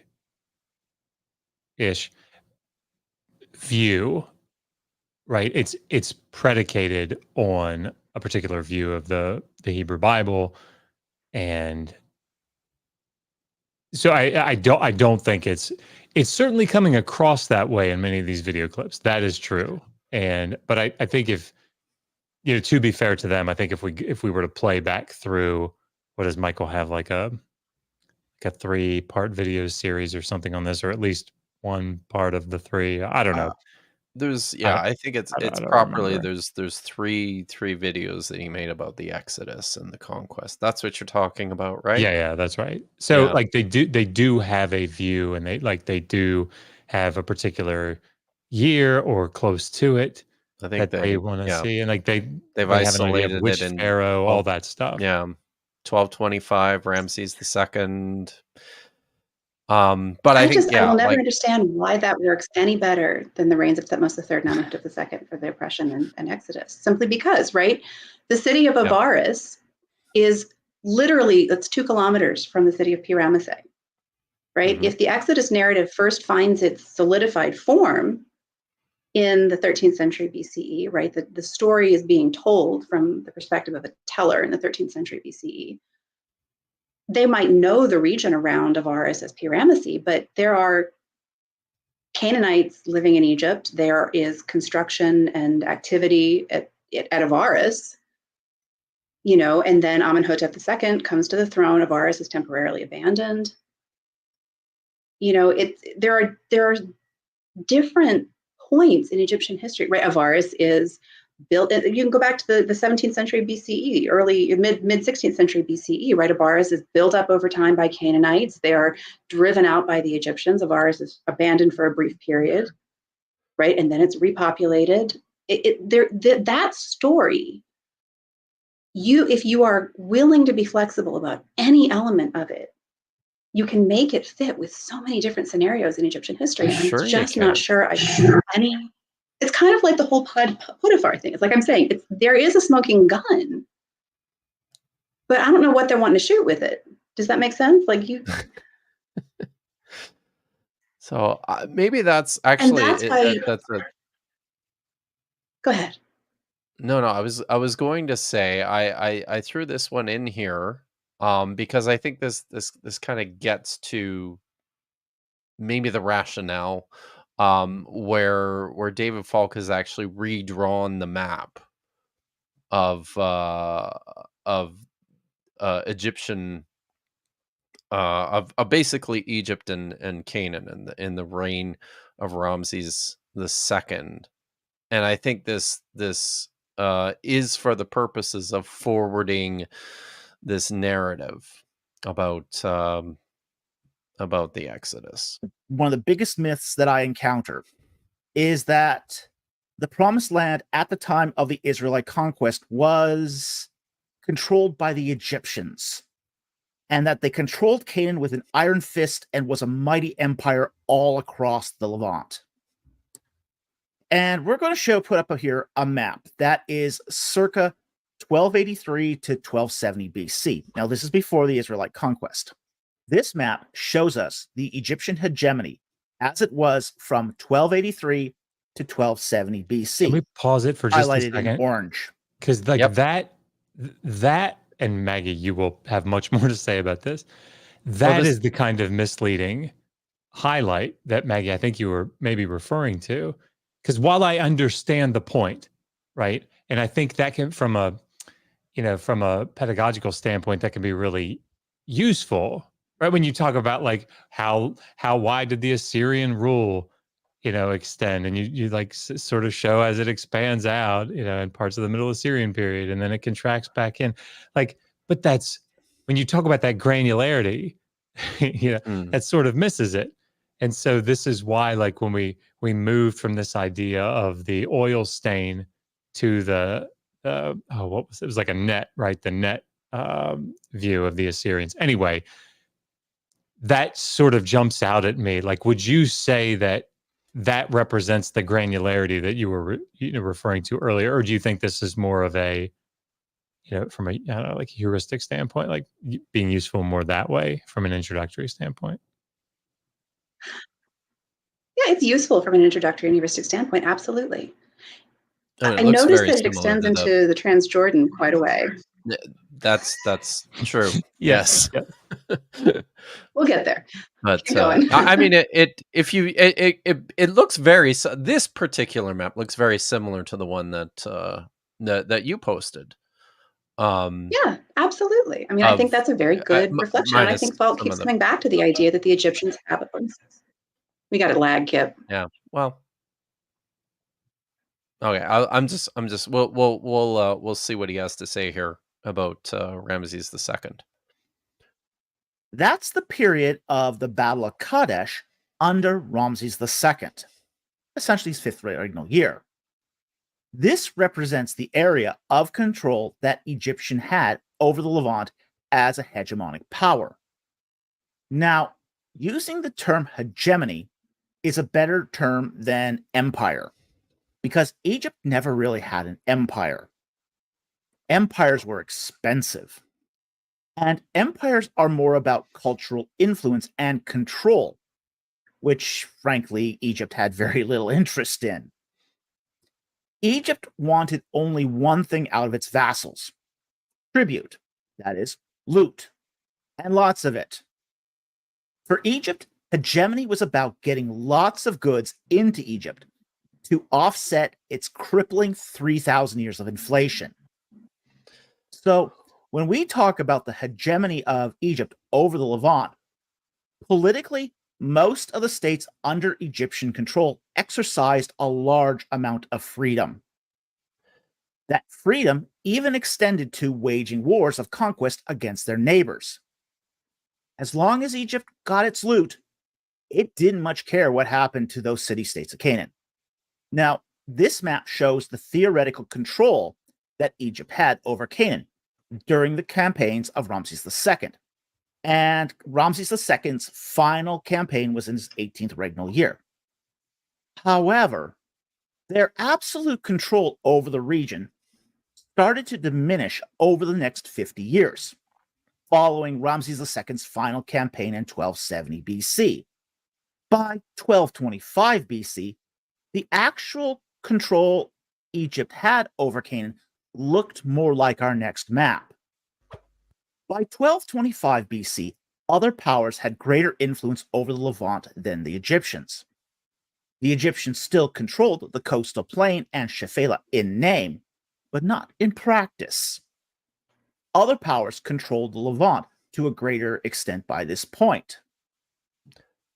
I mean, I guess there are questions about the extent to which he's using even just the words control.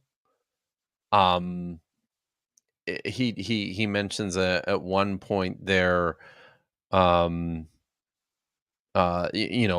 Egyptian presence or influence versus, I guess governance might be a way to think about it, but I suspect that the efforts to draw the map in this way are to counter many of the this idea that an exodus at this particular time doesn't make much sense, just because you're moving out of an or an area controlled by Egypt into a region controlled by Egypt. But yeah. It would an exodus out of a region controlled by Egypt into a region controlled less by Egypt could make sense in principle, and I guess that's what that map is arguing for. I think that's the hope. I'm kind of interested to hear your thoughts on 3,000 years of crippling inflation.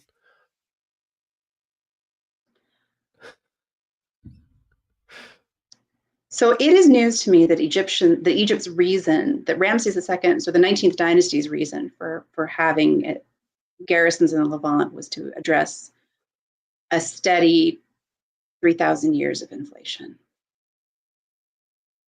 I absolutely don't know.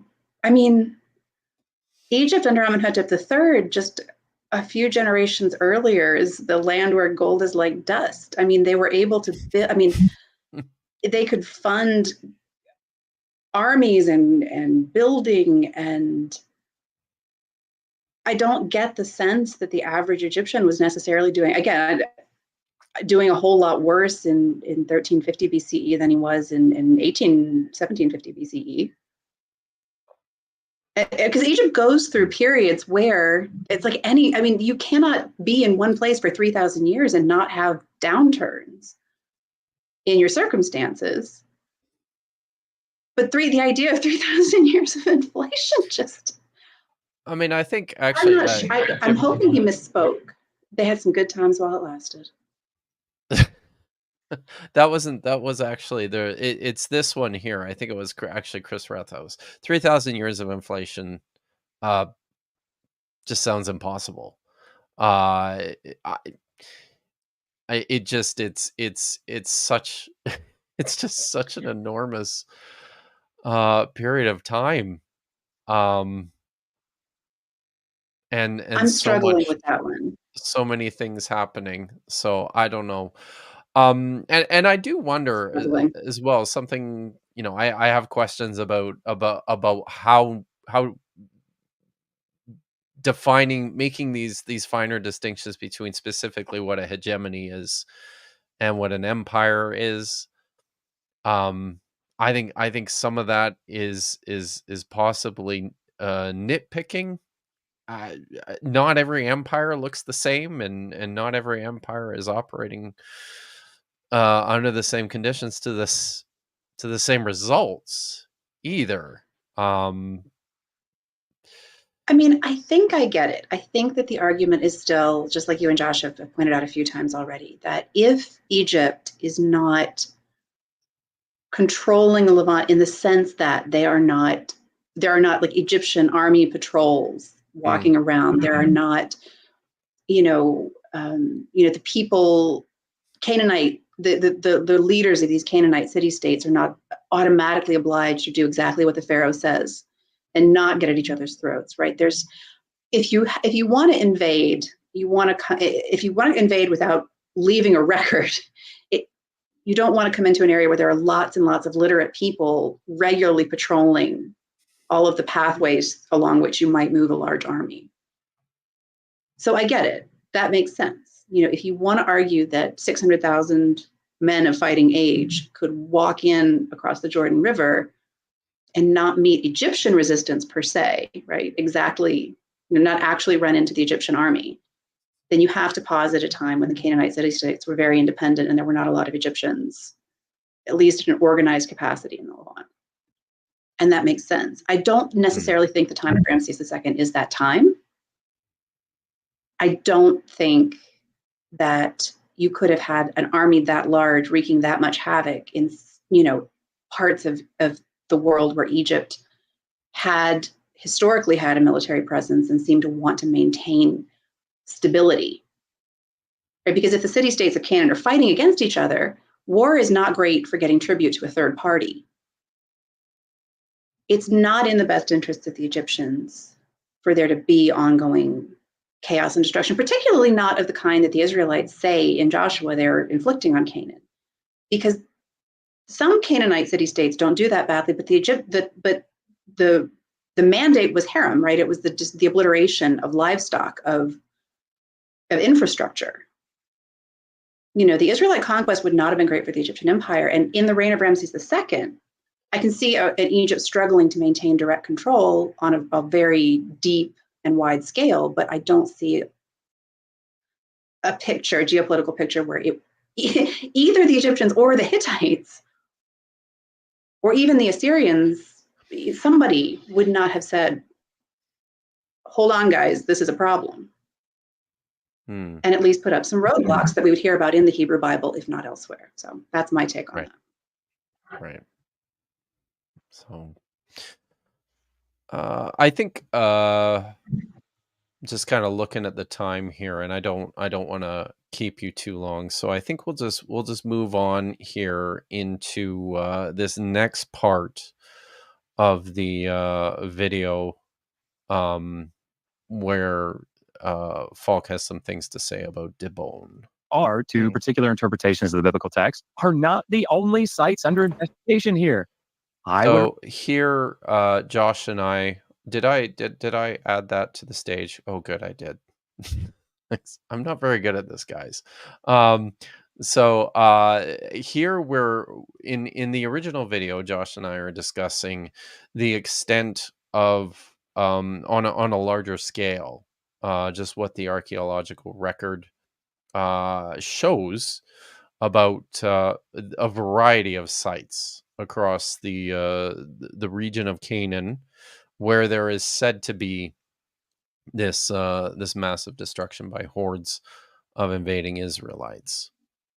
Would remind you of sites like Arad in the Negev, Heshbon and Dibon in Transjordan. These were all said to have been destroyed by the invading Israelite army. But Arad, following occupation in the 3rd millennium B.C.E., was abandoned until after the Late Bronze Age, leaving behind no city in existence for the Israelites to destroy. A similar picture can be seen in Heshbon, where archaeology reveals that there was no occupation earlier than 1200. Finally, at Dibon, we see early Bronze Age levels, followed by a break in occupation, which is only reestablished in the Iron Age. All right, Dr. Falk. All right, you're an Egyptologist. How have you never considered Dibon as a site that wasn't occupied in the Late Bronze Age? I don't know. I must not be up on the literature, obviously. Because when I go to Luxor Temple and I read Wall E on there, it says that Ramses II plundered Bowen. I mean, clearly Ramses was wrong. He obviously picked up his campaign, went to Bowen, and found nothing there. He was disappointed that he plundered a city that didn't exist. All right. So we have a situation where archaeologists have excavated at the site that most believe to be identified with Bowen in the Levant, and have found no occupations early enough to align with either an early or a late conquest. But Falk here claims that Ramses II actually campaigned in Bowen and fought against the city. Any idea what he's talking about here?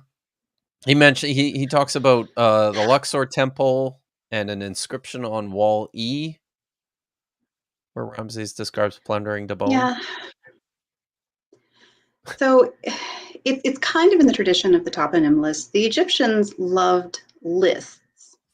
They loved to publish lists of good things that they had done. And one of the good things that a king of Egypt could do was punish rebellious vassals. And so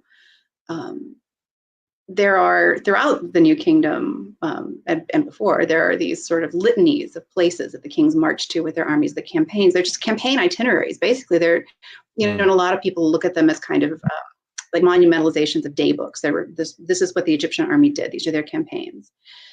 Sometimes they seem to reflect real campaign itineraries, and sometimes they seem to be more sort of a propaganda piece that is, if not wholly, then at least in part based on earlier examples of these campaign itineraries. So like somebody who a later king who wants to cast himself as the new Thutmose III might pinch snippets from his campaign itineraries to kind seem even more campaigny.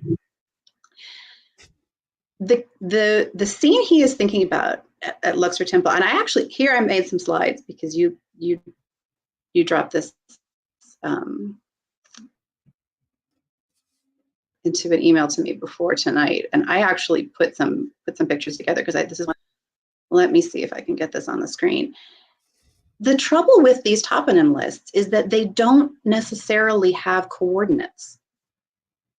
I'm not sure where Falk's confidence that Bowen is modern day Debon, Jordan, in the ancient kingdom of Moab comes from, except isn't Falk a Liverpool Egyptologist? He is. Yeah. Yes. So the inscription that he is talking about that mentions Bowen was first published by Kenneth Kitchen in 1964. I think Kitchen is the first edition of this text. Anyway, he's definitely the one I think of. And obviously, Kitchen, and this is not to disparage Kitchen or Liverpool Egyptology by any means. Kitchen's contributions to the field are impossible to overstate. But I wonder if his confidence that Bowen is Debon, Jordan comes from the fact that this is an inscription that Kitchen published that talks about a campaign of Ramses II, and one of the locations that he supposedly captures or sacks that he conquers in this campaign is a place called Tibuniu. And right, that's how it's spelled in hieroglyphs. And plausibly, right, this is a syllabic writing that's meant to represent the sounds of a non-Egyptian language. And plausibly, it could have been something like Debon. In fact, it probably was.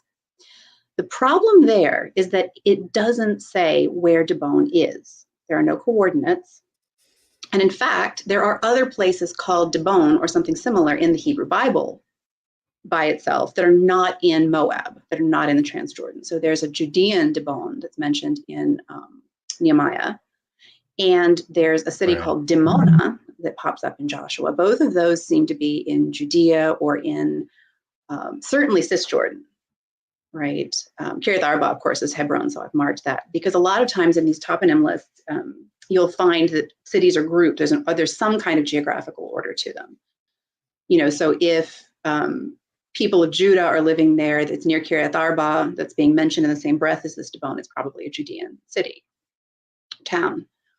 So anyway, there are a couple of other potential Dibons to begin with, and a lot of people who have looked at that inscription since Kitchen have said, oh, this must be the Judean Dibon, which is only certainly attested in the Hebrew Bible in the context of after the exile, right? So this is in the context of the return. But there's also this city mentioned in Joshua, Dimona, right? And B and M are related sounds. So it's the Judean Dibon is actually called Dimona in Isaiah, probably in a way as a kind of pun to make it sound more like blood or something like that, if I understand correctly. But again, Hebrew is not my thing, so apologies, Kip. Anyway, my point is that there are no coordinates attached to the Dibon in Ramses' in the Ramses campaign itinerary. In that those inscriptions at Luxor Temple that Falk is talking about. And in fact, so when Kitchen first published the inscription, when he first read it, there is another place not far from the place. So basically, it's almost like it's like a comic book, like a comic strip, where you see different scenes of the king at different points in his campaigns. And you can see the stairs to the mosque. So I can kind of picture in my head where this is. Because there is the mosque of Abu Hagag is built on top of Luxor Temple's courtyard. But there is a place called Muyibu, which sounds very much like Moab. And of course, Moab is later the kingdom where Dibon, Jordan, is located. The problem here is, again, it sounds very good. The top register here is clearly talking about all of the battles, all of the things that happen in this top register of this section, this wall of the courtyard, are happening around Kadesh. They're happening near that Egyptian Hittite frontier that we talked about earlier that was such a big thing for Ramses II. And then Kitchen's interpretation was, okay, that's fine. The top register talks about a northern campaign and the bottom register talks about a southern campaign. Again, perfectly plausible, makes absolute sense. But again, it's not a smoking gun. This Dibon, as I've said, there are Cisjordanian possibilities for where it could be, we know from the Hebrew Bible, and the other toponyms. So like, for instance, Dibon, the scene that it's in, the scene B here in the bottom register, there's another place there called the Mountain of Merarin. And nobody knows where it is exactly, but there's another inscription, Papyrus Anastasi, or another inscription, another text, Papyrus Anastasi 1, that has a Kur Merarin near Kadesh, again, in that Hittite frontier region. And Josh, you might correct me, but Kur, I feel like, has something to do with mountains in Mesopotamia. That's right, mountain and land. And then they managed, so when Kitchen first read this inscription, there was debris covering part of the wall. You couldn't actually see the whole inscription. And he read a toponym, a place name called Buteret. And again, nobody knew where that was, but again, there's no reason why it couldn't be in Moab. And in fact, Kitchen found a candidate for it. But they cleared off more of the area around that place name and found, in fact, that there is a place called Buteret, right? That the location of Buteret might actually be near Kadesh, because there's a speech to the ruler of Buteret in the portion of the scene that they uncovered, where it talks about the king of Buteret or the ruler of Buteret making a treaty with the Hittites, which makes perfect sense if we're talking about a Canaanite city in modern day Israel or Lebanon, not so much sense if we're talking about Moab, right? In a totally, right? Because Moab, just to remind everybody, is here. Up here is where the Hittites are. You know, it would make sense for someone up here to turn away from the Egyptians and look to the Hittites for protection and support. But why? Right.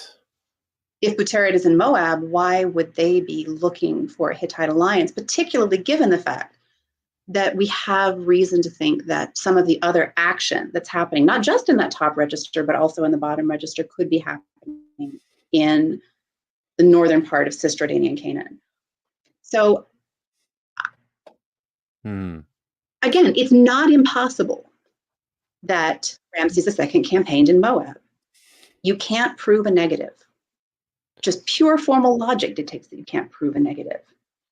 But again, until we find better evidence that Moab was extensively settled, that right, and by Moab, I'm talking here about the Iron Age kingdom, that it was extensively settled, that it was called Moab in the late Bronze Age, that the city of Dibon had any occupation between, or any site around it that could remotely be considered ancient Dibon, right? Because the modern town might not actually be, right? The places where we've excavated, we might just have missed the late Bronze Age settlement, right? But until we have evidence that there was a late Bronze Age settlement there, we can't settle this question. And it's not something that you can snidely pass off as evidence that nobody's read the literature, that nobody knows what's happening here. You know, this is not about beef. This is about the fact that there are different ways to read this text, different ways to interpret it, I mean. Different ways to interpret this courtyard, right? This body of scenes. So this complex of information. If I was going to say, if we're playing by apologetics rules, but I mean, if we are, isn't the possibility that's enough? I suppose. I'm saying that half kidding, but half not. So, well, but that's the thing, Josh. You've really hit on it. It's all about possibilities, not about probabilities, not about. I mean, and this is something, again, to argue that there are no atheists in the world who desperately want everything in the Hebrew Bible to be a fairy tale, I think would also probably be untrue. And I think that it is possible to make a mistake from any presupposition, right? To interpret evidence badly from any pre-existing ideological position. But in this particular case, and because we haven't even talked about the fact that I still maintain, if you're going to have an Exodus, you have to have Israelites. And that's where the big problem comes in. Yeah, this is something. It's a significant one. Yeah. Go on, Josh. Sorry. This is something that, like, Maggie's, the three of us have been sort of interacting over the past month or so about this. One of the things that I've heard you say, sometimes directly, sometimes indirectly, is that it feels like, as you just sort of said, it's not about building necessarily a case from the data. In other words, taking the data and saying, okay, now what interpretive model best accounts for these data points? We have our interpretive model. Now, let's get these data points. How can they fit into our interpretive model, right? And this one doesn't seem to work. Like the Bowen thing, just in case anybody isn't catching why this is relevant, is that there are lots of sites in Transjordan and elsewhere that they either have meager late Bronze Age material culture or none that we have found. And so Dibon falls into that category. And so if it's supposed to be this major site that's conquered, on its face, that's problematic. And so the response here, of course, is that, well, yeah, the archaeology might not be there. Maybe there's, secondary and tertiary deposits that were then, cut away or whatever, and that's why we don't have them. Fine. But as it stands, right, we can't build the case with the archaeology, right? We can't make that case with the archaeology. And those that are excavating at the site and those archaeologists that work in the region are ostensibly saying, look, this is a problem. This is a problem for the biblical narrative. So I think that's important, I think, to at least throw some attention to for a moment. No, Absolutely. And just to kind of build on that, Josh, I think what scholars are trying to do is gain a stronger cumulative, more comprehensive sense of how these texts fit in to what's happening in the region, and what we big picture see taking place in the region is this emergence of smaller independent kingdoms starting to occur after, the 11th, the 10th, the ninth century, is really when you start to see the emergence of Moab, the emergence of Edom, the emergence of a kingdom in Jerusalem, and the big one in Omri's kingdom in Samaria, and the kingdom of Aram. Uh, it just seems to align better with understanding that these texts are products of this later period, as opposed to trying to shoehorn, the kingdom of Moab into a place where it doesn't. Yeah, it doesn't. I don't know. Is it there? We can't really tell. There's nothing clear that early.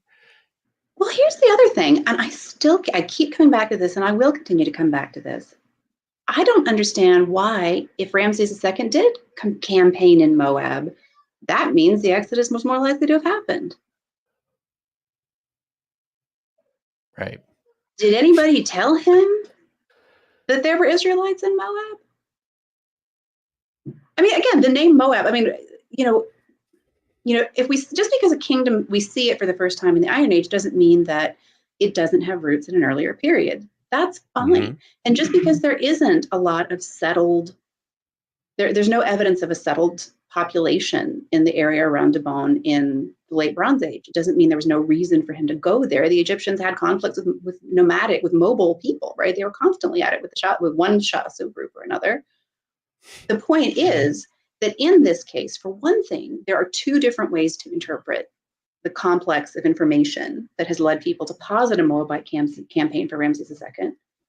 So it's not a done deal that he went on a Moabite campaign. The second thing is that if he did, first of all, in the Iron Age, it's possible that there could have been, right, reason for people either to imagine that he might have, right, that Moab had been important that early. Right there, again, I think I'm starting to lose the thread here, but anyway, it is possible for people to retroject, right? And there is no reason why, if Ramses II was in Moab in the 13th century BCE, that has to mean that it has any bearing whatsoever on the Hebrew Bible, the events, the reality of the events that it purports to narrate. Right? If I could, to sort of maybe put a little bit of icing on the cake here, and to make sure that I'm clear about what I said, SJ in the chat said, "Are you saying you can't build a case for the archaeology in the 13th century?" So I'm assuming she was talking about what we were talking about at Bowen. And no, that's not what I'm saying. What I'm saying is a better analogy, or a good analogy to this, might be if you have a prosecutor who identifies, the police bring Frank as a possible suspect in a crime, and the prosecutor becomes convinced from an early conversation with the police or whatever that, yep, Frank's the one that did this, and starts from that bit of information in the beginning. Yep, this Frank must be the guy, and starts to build this case and starts to run into problems as more information comes in, right? Frank is supposed to have been, over on Cherry Street at 9:00. Well, I mean, his cell phone pings at 8:47, 6 blocks away, right? And I mean, I'm not great at math and travel and stuff, but I mean, it feels like that's, in the city or something, maybe that, like, it's really difficult to see a nine or like an 847 ping 6 blocks away. And then, this thing's supposed to happen, or 12 blocks away or 50 blocks away. I don't know. Like, sorry, I don't know the time travel, how long it would take to travel. But that prosecutor might say, well, now, if he got on a motorcycle and he kind of ran 2 red lights, he could have gotten there. He could have gotten there to commit that murder. And we know that he rode a motorcycle in the past. So and there probably was a motorcycle there. So it's possible. It's possible that he could have done that. That's sort of, you're not coming to the data first and formulating how it ties together in a model. Instead, in that case, you have your suspect and you're trying to see, could this new data point still work? That's the difference.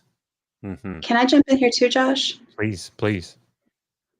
Another way to look at this is to say the problem isn't that you cannot build a case for the Exodus narrative from the archaeology of the 13th century BCE. The problem is that you can take that same evidence that you would use to build a case for the historicity of the Exodus and build one against it, or you could also build a case for the historicity of the Exodus for the 15th century BCE or the 17th century BCE from archaeological data, or against the 12th century BCE. Right? Like there are several directions to go here. We've completely left out the whole Seti II Amenmesu, Sethnach complex of narrative. And right? What was that article? There are people who have argued for a Middle Bronze Age Exodus on the basis of archaeological data and textual data of the same kind that we're talking about. Not the same data pieces, but it feels very similar when you're going through the conversation. Right. So that's what we're saying. Maggie, what was that? I've already forgotten the scholar's name, the article that I sent you about I've forgotten what the article was about. Is that the one about the 12th century Exodus? Yeah, it was the one that it had 12th century conquest and like a very I can't remember. I can't remember, but it pushed it much later into like a Rendsburgian. Yeah, Rendsburg is an evangelical scholar. I think he's even. Is this the one where the guy was arguing that Netta had to be the pharaoh of the Exodus? Yeah, it's Can really I show interesting. You guys something? Yeah, Can I show you guys an illustration of this problem? And then we should probably get to super chats, but please.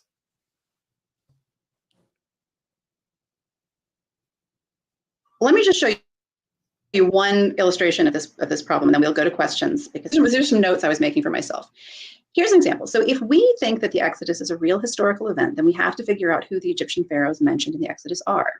And we know certain things about the pharaoh of the Exodus, one of which is that he is not succeeded by his eldest son. Why? Because the eldest son leads the army into the sea and perishes right when the Red Sea closes over him. Do you know how many pharaohs of the New Kingdom were succeeded by their eldest sons? I made a list. Right? From Second Henry Tau up to Ramses XI. I would assume that it's common, right, for a successor to not be the oldest son. It is the exception by far for the successor for the successor to be the oldest son. But I think that's pretty common. That's not just an Egyptian thing, right? Like that's an ancient world thing. Because the oldest son was usually a bit of a vulnerable position in many respects, but yeah, I mean the ancient world was rough, right? But no, this is an excellent point.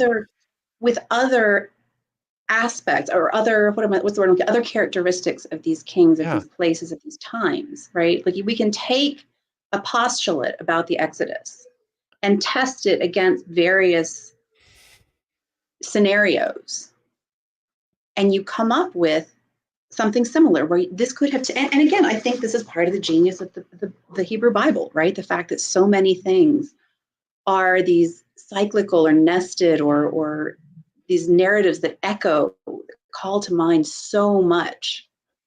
But it's really frustrating because if you want the Exodus to be historical, if you want to read it historically, then you have to be willing to kind of reckon with the difficulties.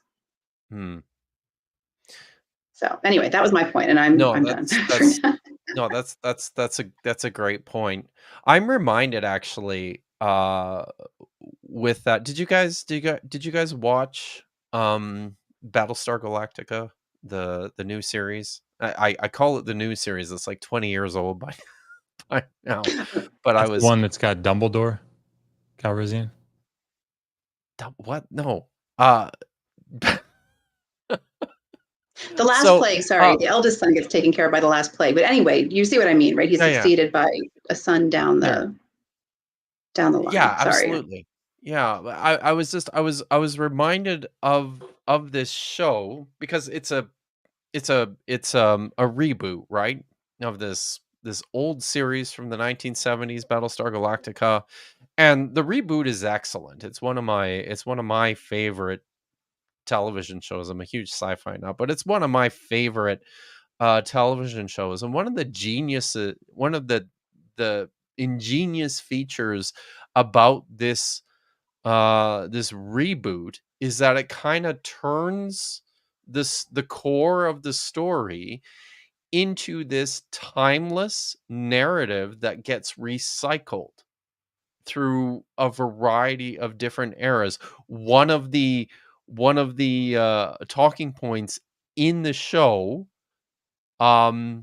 is this repeated phrase, this has happened before and this will happen again. And I love that point, the point that you made about the genius of the Hebrew Bible, because I think this is very much part of the construction of this collection of texts, right? Well, and there are other things about it too that I think people don't reckon with. Like, we tend to want to project information, and like we're talking about etymology, right? A lot of people are like ask about, like, well, what about the Apiru, right? We hear about these wandering bands from the Amarna letters, and is there any connection there with Hebrew? The fact that we're asking that question goes to show you that at the time when the text was composed, regardless of what the etymology is, regardless of whether there actually is a historical path of development from the word Apiru to our word Hebrew, the people who were writing down, composing, transmitting, however they did it, the biblical narrative, might have recognized a good pun and kept with it. Right? It's like the serpent in the Garden of Eden, right? It's a nahes, it's a copper thing, it's a metal thing. But you know, that could resonate, right, with anything from, even if it started out as an onomatopoetic, right? A serpent is a nahes because of the sound it makes. By the time you get to a period where you're talking about copper and other metals as bright and shiny things, you could be talking about things like Moses's serpent effigy, right? And other snake effigies that people would have been familiar with from the Koine of, you know, the religion of the Near East and the Bronze and Iron Ages, all the way up to this idea of, you know, a shining thing like a fallen star that becomes that's kind of projected onto the narrative in the Hellenistic period. When you get into these kind of eschatological and you know, I don't know what the word I'm even looking for at this point is. It's getting late. Yeah. You know what I mean? Right? Like people who were living 1,000 years, 2,000 years, 3,000 years before us were not insensible to coincidence and to pun and to things, right? To things that they could have layered narratives much the same way we do. It's like when, you know, we were at Mara and, you know, Jahash, you know, that was the yeah, Jahash. So the word in Egypt for a donkey is hamar, but in Syria apparently the word for a donkey is Jahash. And again, Which, this is one of those things. There is no real etymology here.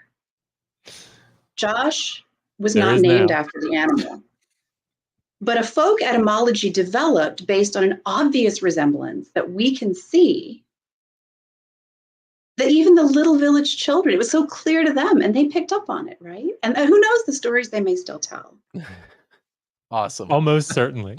Almost certainly. That's awesome. And I'm glad that you even left in some some ambiguity there. You can just see the resemblance. It's just, is she talking about the word? Is she talking about him?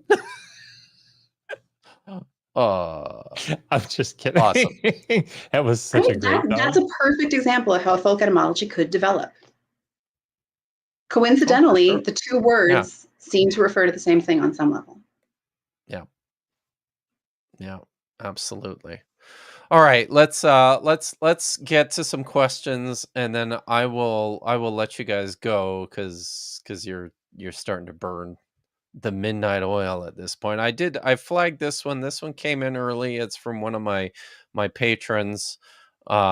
She was not going to burn the midnight oil, and Ali wanted to ask about Shishak of Second Chronicles 12:9 being a shortened form of Rameses' name as proposed by David Rohl in his controversial revised Egyptian timeline.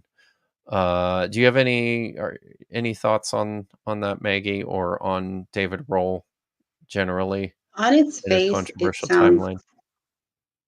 completely implausible. I can't think of any reason why that would make sense off the top of my head, but I would have to look at Roll's argument, with which I'm admittedly not familiar, before I really answered that in any depth. And I'd be happy to, and get back to you some other time. Yeah. Okay. Yeah, I appreciate that. Thanks. Aram Guard for $5. Thank you for the super chat. Says, I've heard mixed opinions on the if Hapiru and Hebrew have any etymological link. Any insight from the panel? David sure makes for a good Hapiru. Actually, yeah, he kind of does. Well, as far as I'm aware. No, you go ahead. Oh, no, I was just going to say Kyle McCarter was one of our professors at Hopkins. Apology, David. Right. I'm going to turn that comment or that question over to the Semiticists here. Yeah, I mean, Meredith Kline back in the 50s wrote 3 articles specifically on this. And I don't know that there's been a lot of development since then. Don't quote me on that because I haven't read through all the secondary literature on the etymology. The big focus was not so much on getting to etymological derivation, but how is it used in the Hebrew Bible? And I think overwhelmingly the conclusion is when you see it in passages like Exodus 21 and Deuteronomy 15, it's it's synonymous with Israelites, certainly by the time you get to Deuteronomy 15. But yeah, I mean, that being said, I remember Andrew Knapp, I think he wrote quite a bit on, if I'm remembering that correctly, somebody should quote me either because it's late here as well, just as it is in Baltimore. Same time, I think, isn't it? Yeah, it's close anyway. It's where it works. Yeah. David would have fit that pattern quite well. Yeah. So I have only to contribute. Ensign Ramey in the introduction to his giant tome on the Amarna letters talks about this a little bit. I think he makes a pretty convincing case for there being no clear etymological link between the two words, and in particular with how the word Apiru functions within the Amarna letters themselves. This just seems to be largely a pejorative that just gets leveled by all the kings of Canaan against one another, and to describe the regional warlords and mercenaries who just keep coming in and attempting to loot Canaanite cities. So right, and the Hebrew word is or the Semitic word that we think Hebrew comes from is the word across, right? Aver. Yeah, that's. But again, that's where most people set it. Depending on how you understand the origins of the Israelites, then the idea that somebody could have made that connection in the ancient world, that there could be some kind of wordplay in the Hebrew Bible on that. That seems I wonder really plausible, right? Yeah. Yeah, Anyway. I think I agree. But My uninformed awesome. guess. Thanks for the question, Aramgard. Jesus Tales for $10.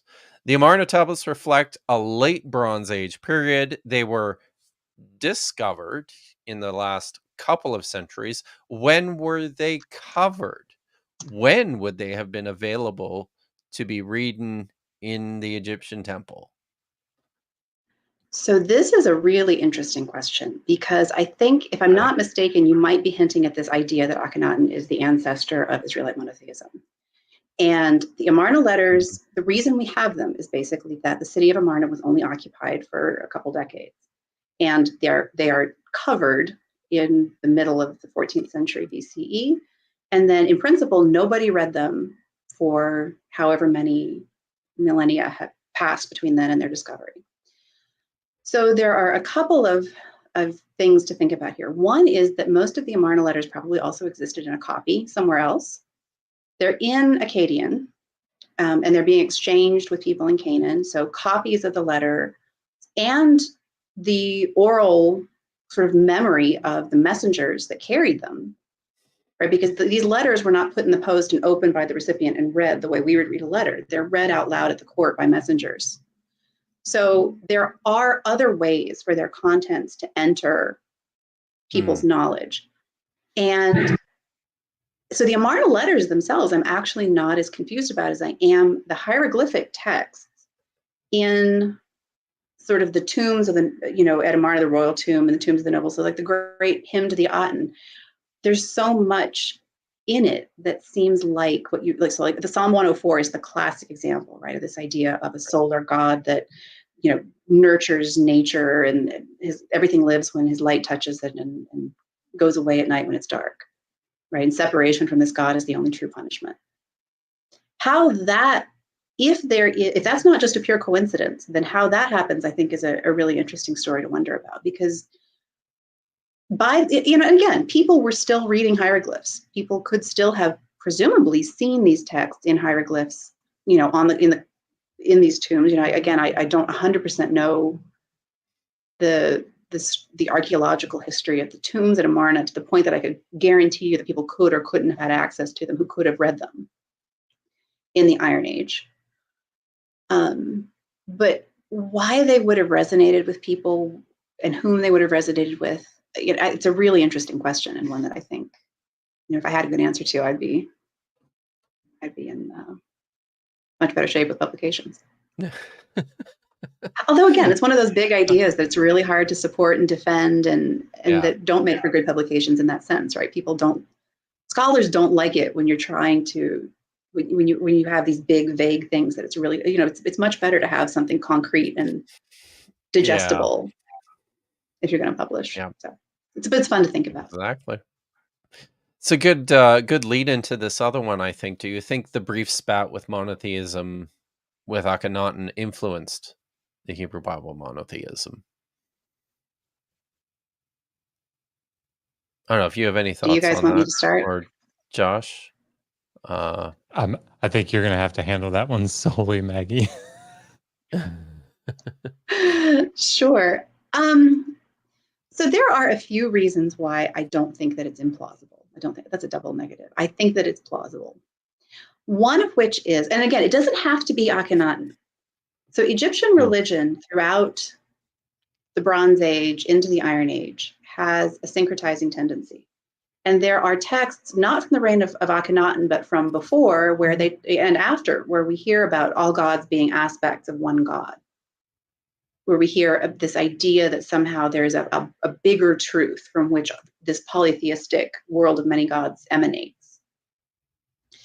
It's not, Akhenaten is the moment where it crystallizes into this whole, there's only one God that you're allowed to worship, and he only has a couple of aspects at most. But there is a sort of centralizing, a sort of centrifugal tendency in Egyptian theology that certainly could have been picked up by people moving back and forth between Egypt and Canaan. And, again, you have these really sort of suggestive little glimpses in the late Bronze Age of, like, the Shasu of Yahoo, right? These famous Bedouin that interact with Egypt. Like, we see them in the inscriptions of Amenhotep III in the 14th century BCE. Where is Yahu, and is it in any way connected with the god Yahweh? Are these, North Arabian followers of a god Yahweh who are in Egypt interacting with the Egyptians in some context, and somehow out of this grows a henotheism around Yahweh that's then incorporated somehow into the Canaanite realm, right? This idea somehow finds its way into Canaan, and people incorporate it into what becomes Israelite religion and later Judaism, right? Not impossible, but impossible to document, defend, support, given the information we have. Yeah, no, because there would, are admittedly, right? So these, you have these kind of. Go ahead, Kip. No, I was just gonna say, you finish saying what you're gonna say, and then I'll say my thing, and we'll move on.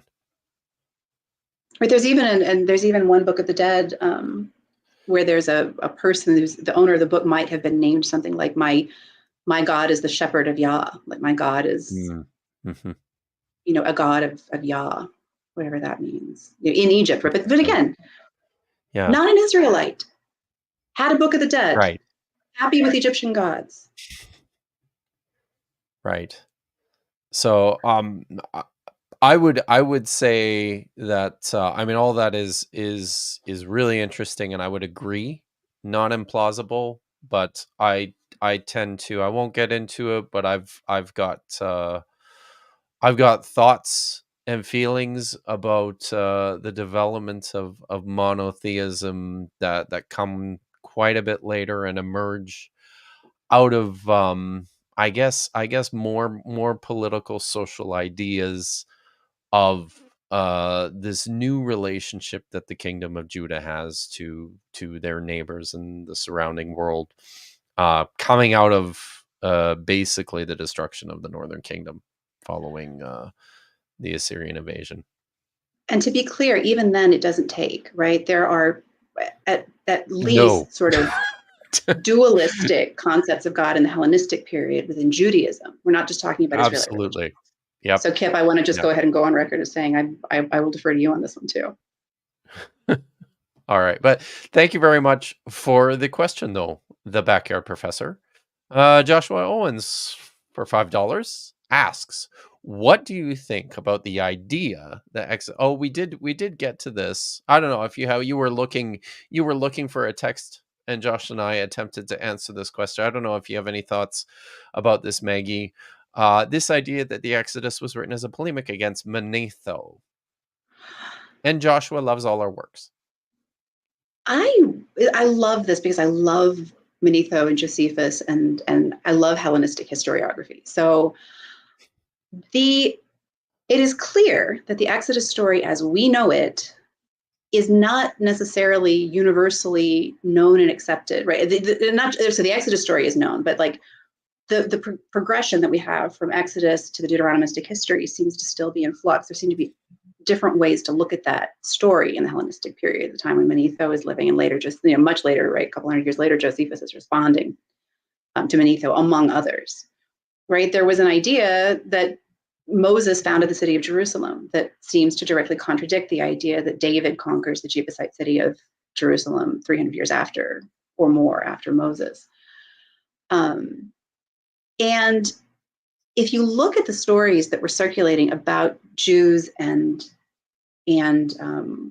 sort of trying to understand them in the Hellenistic period, these early encounters with Judaism, or these early accounts of it in Hellenistic histories, you could see the Hellenistic period being a time when people would want to get their story together. And that's what Josephus is trying to do, right? He writes his history as a response to this kind of wealth of different takes on these same stories. But Josephus clearly had a pretty clear idea of the book of Exodus, right? It exists probably in something close to, the story is close to what we would know now in the Persian period. Is that fair, Kip? Because Josephus seems to pull on it, right? And Josephus seems to have, kings, or, he has the Deuteronomistic history there, those stories have congealed. So the idea that the whole thing was made up to answer Manetho, I think is probably not supportable. But the idea that it was reworked, that it was interpreted, that it was spread and developed as a kind in the context of a world people were trying to interact with and understand Judaism better is, and in some cases to attack it, I think is probably a good one. Yeah. Does that make sense to you guys? I agree. Sounds good. So, David Darcy, thank you for the $5 super sticker. I flagged this one. Does anyone know how or when did the story become Red Sea instead of Sea of Reeds? I believe this first appears with the translation into Greek, and the Septuagint says Red Sea. I think what you mean, Kip, is the translation from the Greek into Hebrew. Fair enough. Sorry about that, Josh. You're missing out on the inside joke, Maggie, I'm afraid. But yeah, this is something that I believe first appears in the Greek text. My own personal feelings about this are that this is probably the Yam Suf is probably not necessarily the Sea of Reeds. I would actually prefer to understand this as the sea at the end. I think there's a stronger cosmic picture at work here, certainly in the earliest Exodus traditions. I don't know if you guys have anything else to say on that. You're just like your brains are just fried and you're just dying to get to bed. I can tell. So we'll plow. I'm having fun though, as long as you guys are okay with me blanking on things like. Pat just Sheridan commented that I look high, so like and I don't think he's talking about my tie. So thanks, Pat. So there's somebody named Tempest. Their name seems to have popped up a lot on the chat. Hi, Tempest. I don't know. I just keep seeing her names. I think they're. Oh, they. Oh, okay. Are there other questions we need to get to? I'm happy to take a few yeah. more. There. I'm sorry. I got distracted. Did I get? I think I missed Adam Dudziak super sticker. Thank you very much. Jesus Tales. How universal, cosmopolitan, was the late Bronze Age? I think the king of Yerushalayim in the Amarna tablets had a Sumerian name. That's Abdi Hepa, I believe, was the king of Jerusalem. Is that a Sumerian name? I didn't. No, but Abdi would be like my servant. Yeah. Oh, okay. But the question of how universal or how cosmopolitan the world was in the late Bronze Age, I think the answer is very. You know, there's a sort of not world, but at least a very super regional administrative language in the form of Akkadian. There's tremendous amounts of travel, trade, intellectual exchange. People are hello. This is I had no idea you had a cat. Wow. We have two. Nice. Chagrin. I mean, I love them. But yes, so the Akkadian language can be written in part or in whole in Sumerian logograms, absolutely. And so the Sumerian script forms the basis for the script that's used to write Akkadian. Long story, Josh is better qualified to tell them. Yes. I unfortunately didn't hear anything except my name. We write in pictures. We were sorry. We were talking about using Sumerian logograms to write Akkadian. Yes. You can. But I think insofar as how cosmopolitan things were in the late Bronze Age, I mean the picture that Eric Klein paints is I actually think he might even call it the first golden age of like globalism. In around the first peace treaty, the Treaty of Kadesh that we talked about. The very first peace treaty, exactly. The Treaty at Kadesh.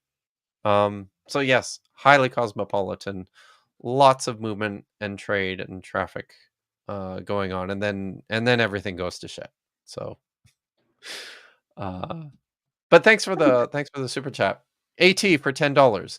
Jones claims, by way of Joshua Berman, which is a book that I haven't read yet, an early date for the Exodus because Yahweh's curses in Deuteronomy are supposedly closer to late Bronze Hittite vassal treaties than Iron Age Assyrian treaties. True or false? I will direct you, AT, to Jake Lowenger's review of Berman? but it's Kitchen, and is he the other one that did the treaties, covenants, and I always forget the name of that 2-volume. I don't want to call it monstrosity because it is really useful to have all of those things in one place in translation, but translations are anyway. Yeah, yeah. I will refer you to his review of that 2-volume set to show the problems with this type of analysis. If you could, I would also like to see that review. If you can share that at some point, Josh, that'd be great. Jake Lowenger is, yeah, I definitely will. He is phenomenal scholar. No surprise. Yeah.